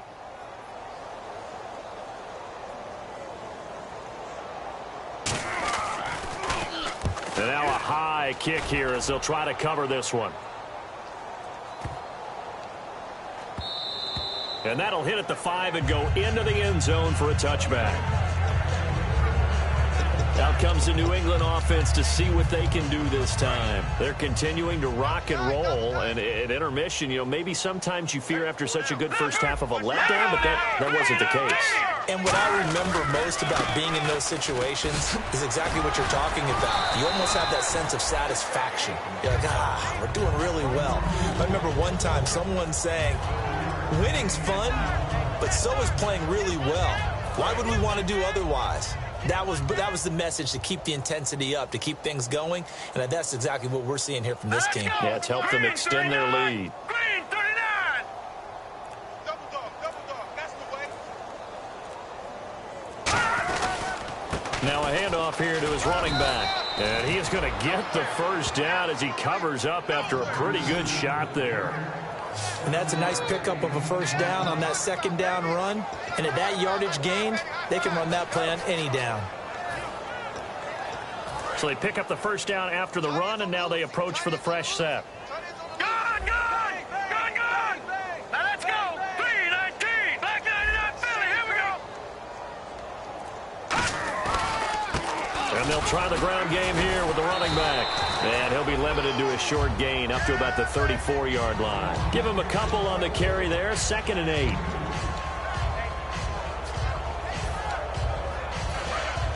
Looks like the defense in press coverage here. Detroit. Black 99 Philly. Here we go. Here we go. Black 99 Philly. Here we go. Now they'll switch it up here and look to throw. And he's got his man on the out route. And he will be knocked down hard, but he will have the first down. And a good quarterback facing zone coverage, if he has just a little bit of time to survey the scene, that's what's going to happen. No doubt about it. If there's no pressure, he's going to continue to pick them apart because he'll have all that time to find someone open downfield. You can only cover for so long. So maybe they want to go to a zone blitz scheme, get a little bit more pressure. Remember when Carolina did that against Denver? They lost the game ultimately. They dropped the defensive end out, and he ended up with an interception. There he goes, right side. 10, and touchdown. A great effort there. His 14th touchdown now on the year. And the Patriots continue to roll. Long touchdown run there. Those are the ones that if you're a tailback in warm-ups, you're dreaming about those a little bit. Brandon, when we worked out the day before, I saw you making a few cuts and moves and dreaming about it. Similar. That's what I saw on that run, the long touchdown run. To get there, stretching it out at the end. I'd be carted off back at the 50. The kicking unit out for the Patriots as they send this one away. This fielded at the 2. And nice work on the return as they'll start their drive just past the 30-yard line. Now the Oakland offense heading back onto the field to take over. They are right now just ice cold. I mean, they have struggled big time in this game, and they're getting blown out. How do they adjust? So tough because we always talk about it being a team game and you need all 11 working well together. But every now and then, partner, you need that one guy who can make a play against all odds that maybe can ignite things. And I think that's what they're looking for right now. Yeah, you talk about going to your playmakers. They probably need to do it. Find someone that you're used to touching the football that makes big plays and give them that opportunity to maybe wake up everyone else. Let's go. 3-19. On first down, he'll drop to throw. Firing quickly here, and that's complete. It's a gain of 5 on the play, and it'll be 2nd down. 2nd down now after the pass completion. Here we go now. 3-19. 3-19. From the shotgun, he'll look to throw. And he drops it incomplete, and their struggles continue here. So many offenses want to include their running backs into their passing offense and be able to swing the ball out or check it down to them. But sometimes those guys are just not as comfortable catching the ball as they are running it. All right, here we go. On 3rd and short, they'll try and pick it up through the air. And he comes back with one complete. It's a pickup of 6 and good enough to move the chains.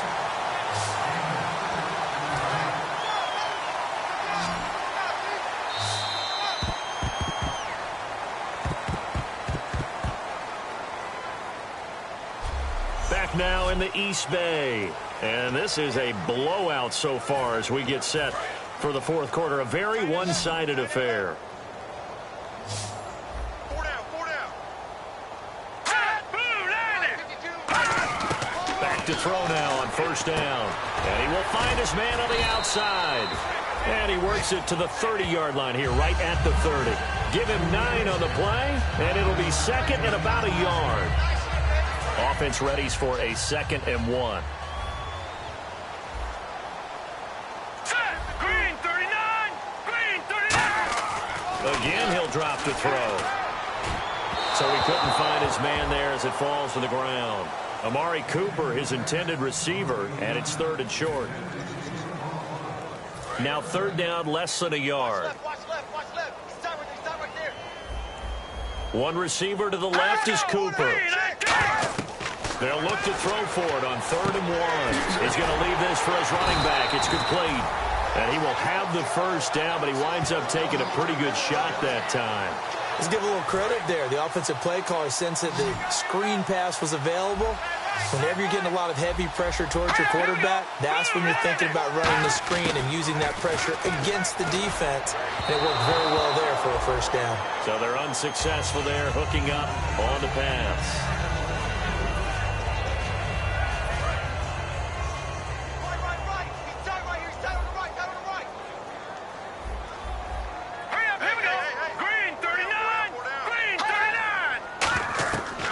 Second and 10, he'll look to throw again. And seeing nowhere to throw, he chucks this one away from harm. Incomplete. Now it's 3rd down.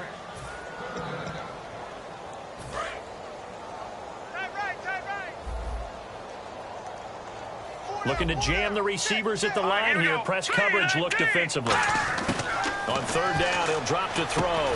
And this time he's got the hook up. It's complete. It's a gain of 5, and that's going to bring up a 4th down. On now is the field goal team. Here's the Raiders. We'll try for 3. He hit his first, this one from 38. Oh, they get to the football. It's blocked.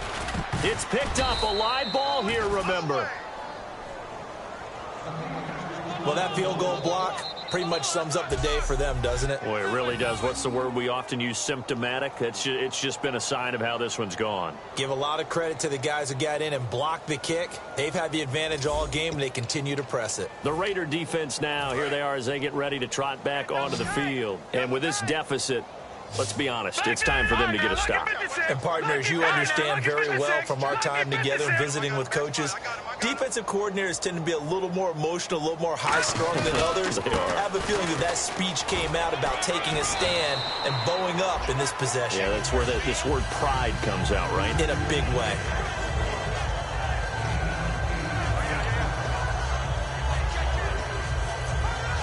And some options here for the offense on 2nd and 2. The play clock's running down, and he'll give it here to his running back. And he will have the 1st down, but he winds up paying for it pretty good. Not too many more ideal situations in 2nd and 2 in order to try and pick up a 1st down. They ran it and picked it up. And a new set of downs here after picking up the 1st on the ground. They come out here in the eye. Now they'll run it on the toss. And some room to maneuver. That one goes for 24 yards. And that's why defense coordinators always preach 11 guys to the ball. Because sometimes you have a missed tackle, but if you have a swarm of guys around, less room for them to roam even after the first missed tackle. In this case, tackle was missed, plenty of open field to get after that. Now let's go. Over. Let's go. 3-19. 3-19. And And they'll go ground game here with a tailback. And there's a flag on the field. And he's going to fight his way forward here for a modest gain. Personal foul. Face mask. Defense.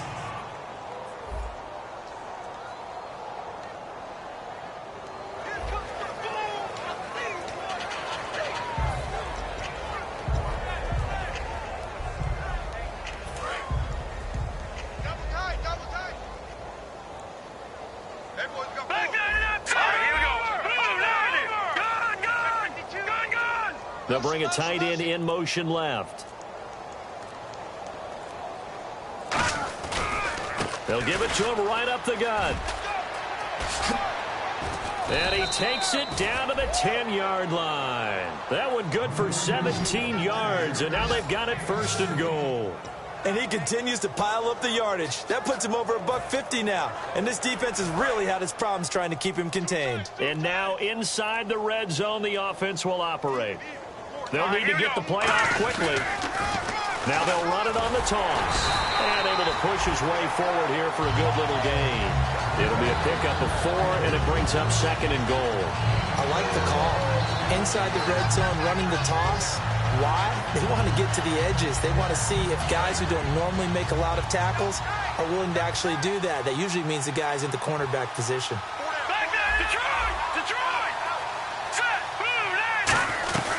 They'll run it now out of the gun. And he's going to press this one forward as they stop him right around the 1. It'll be a gain of 5, and it's going to set up a 3rd and goal. And now it looks like they're going to be in the hurry-up. Here we go. Blue 90. Blue 90.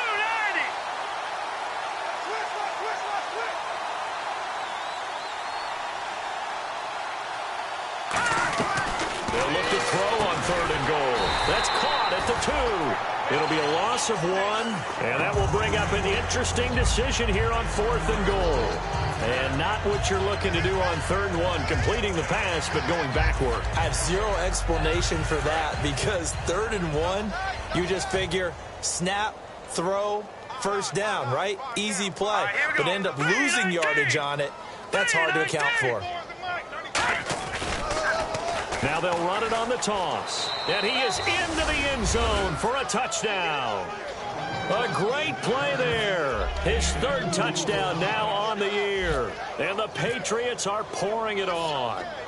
4th and goal, Charles, all the time you see those offenses, especially the quarterback, the running back, looking over the sideline saying, don't send the kicker out.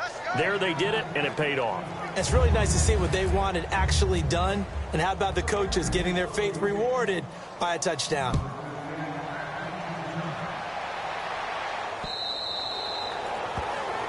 There again is the running back as he trots onto the field. So at the start of this game, it looked like the defense was wearing him down a little bit. Now you look at the numbers, that's kind of flipped. Yeah, I agree with you totally. And his offensive line has really started to play well. And the best offensive line coaches I've ever talked to, when they have great runners, you know what they tell their guys? Relax. You don't have to be perfect. Get as many guys as you can, but if you leave one free, the great runner will either make him miss or go through him. So don't worry about that. You don't have to be so precise. Just go ahead, block some people, try and create. Now the defense loses him. It's complete. And he's into the end zone for the receiving touchdown. Their dangerous wide receiver, his 2nd touchdown on the season. And the Raiders able to get this back to within at least some measure here of respectability. As a fan, is there anything prettier than a well-executed post route? No, it's a thing of beauty, especially when it's done like that for a touchdown. The throw, the catch, and how about the run after to get it to the end zone? Now the try here for the extra point.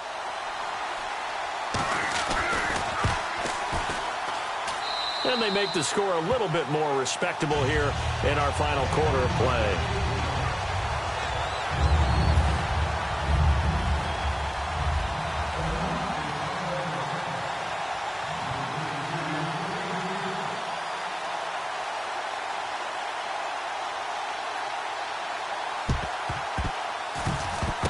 And this is secured by the Patriots. And that's why you have your hands team out there on the field. Those are the best guys ready to make that play.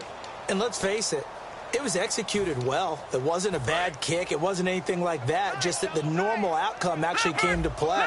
Analytics will tell you it's a very low possibility of getting the ball for the team kicking it in an onside kick situation. You're all about the numbers, aren't you? All about the numbers, baby. It's a new game now. They don't lie. Trying to lay one up deep. And it pops free. The collision there jarred the ball loose and brings up second down. On every offensive coordinator, every play caller sheet, they have about 5 or 6 plays per game that they call shot plays or big plays, and you don't get many opportunities to dial them up, and they just did, and they drop it with a great chance to make a big play. That's going to hurt. He'll try again with the arm here on second down.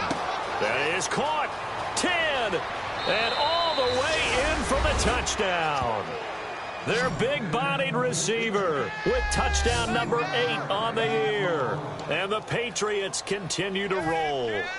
I think if you polled defensive backs, they would say the corner route, take that out, make it illegal, because that is so hard to recognize and so hard to adjust, because your first move is to not get beat in the middle of the field, and that's how they move you first before they break off to the corner. But then as the wide receiver, great job. It's tough to turn those upfield and go, but he did a great job with it there. Really good balance, really good body control, and how about the end result? A touchdown. And this will be a touchback as that sails over the end line. Here comes the field general leading his offense back out there for the next possession. And those numbers, they kind of tell the story of his game so far. Started off not so hot. Now he's really heated up. And remember, he signed up for duty as the guy who leads the team, right? The field general, the signal caller. So when things go rocky early, he can't just exit out and ask someone else to pick things up. He's got to do it himself, and that's what he's done here in this game. They'll come out throwing here on first down. They'll get a couple yards on that one, and it'll be a second down. In order for a screen pass to break big, a lot of things have to come together and be well executed, but all it takes is one small thing to go wrong and keep it from being a big game. Out of the gun, they'll look to throw. And he's just going to get rid of this thing. To no one here, he throws it away, and now it's third. We just saw another example of really good defensive football, which has led to the cushion that they have in this game.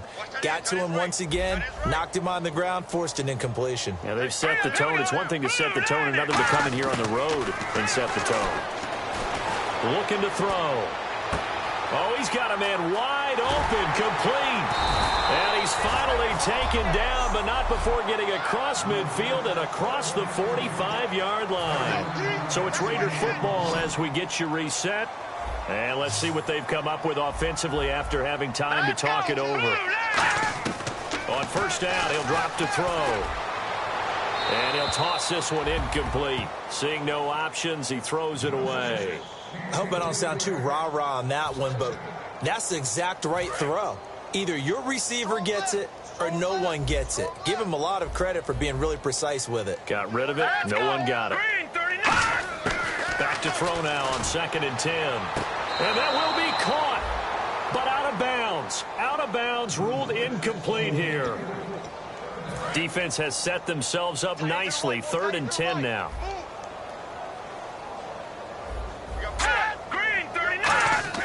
They'll stick with the passing game as he looks to throw. He's going to let it fly. Into double coverage, and it's intercepted. A great read, and it's picked off. Well, this had trouble written all over from the start. He's got 2 extra defensive backs in the game he's got to deal with. They're in a dime set. So everywhere he's looking, he's seeing a different color jersey. And sure enough, this one winds up being intercepted.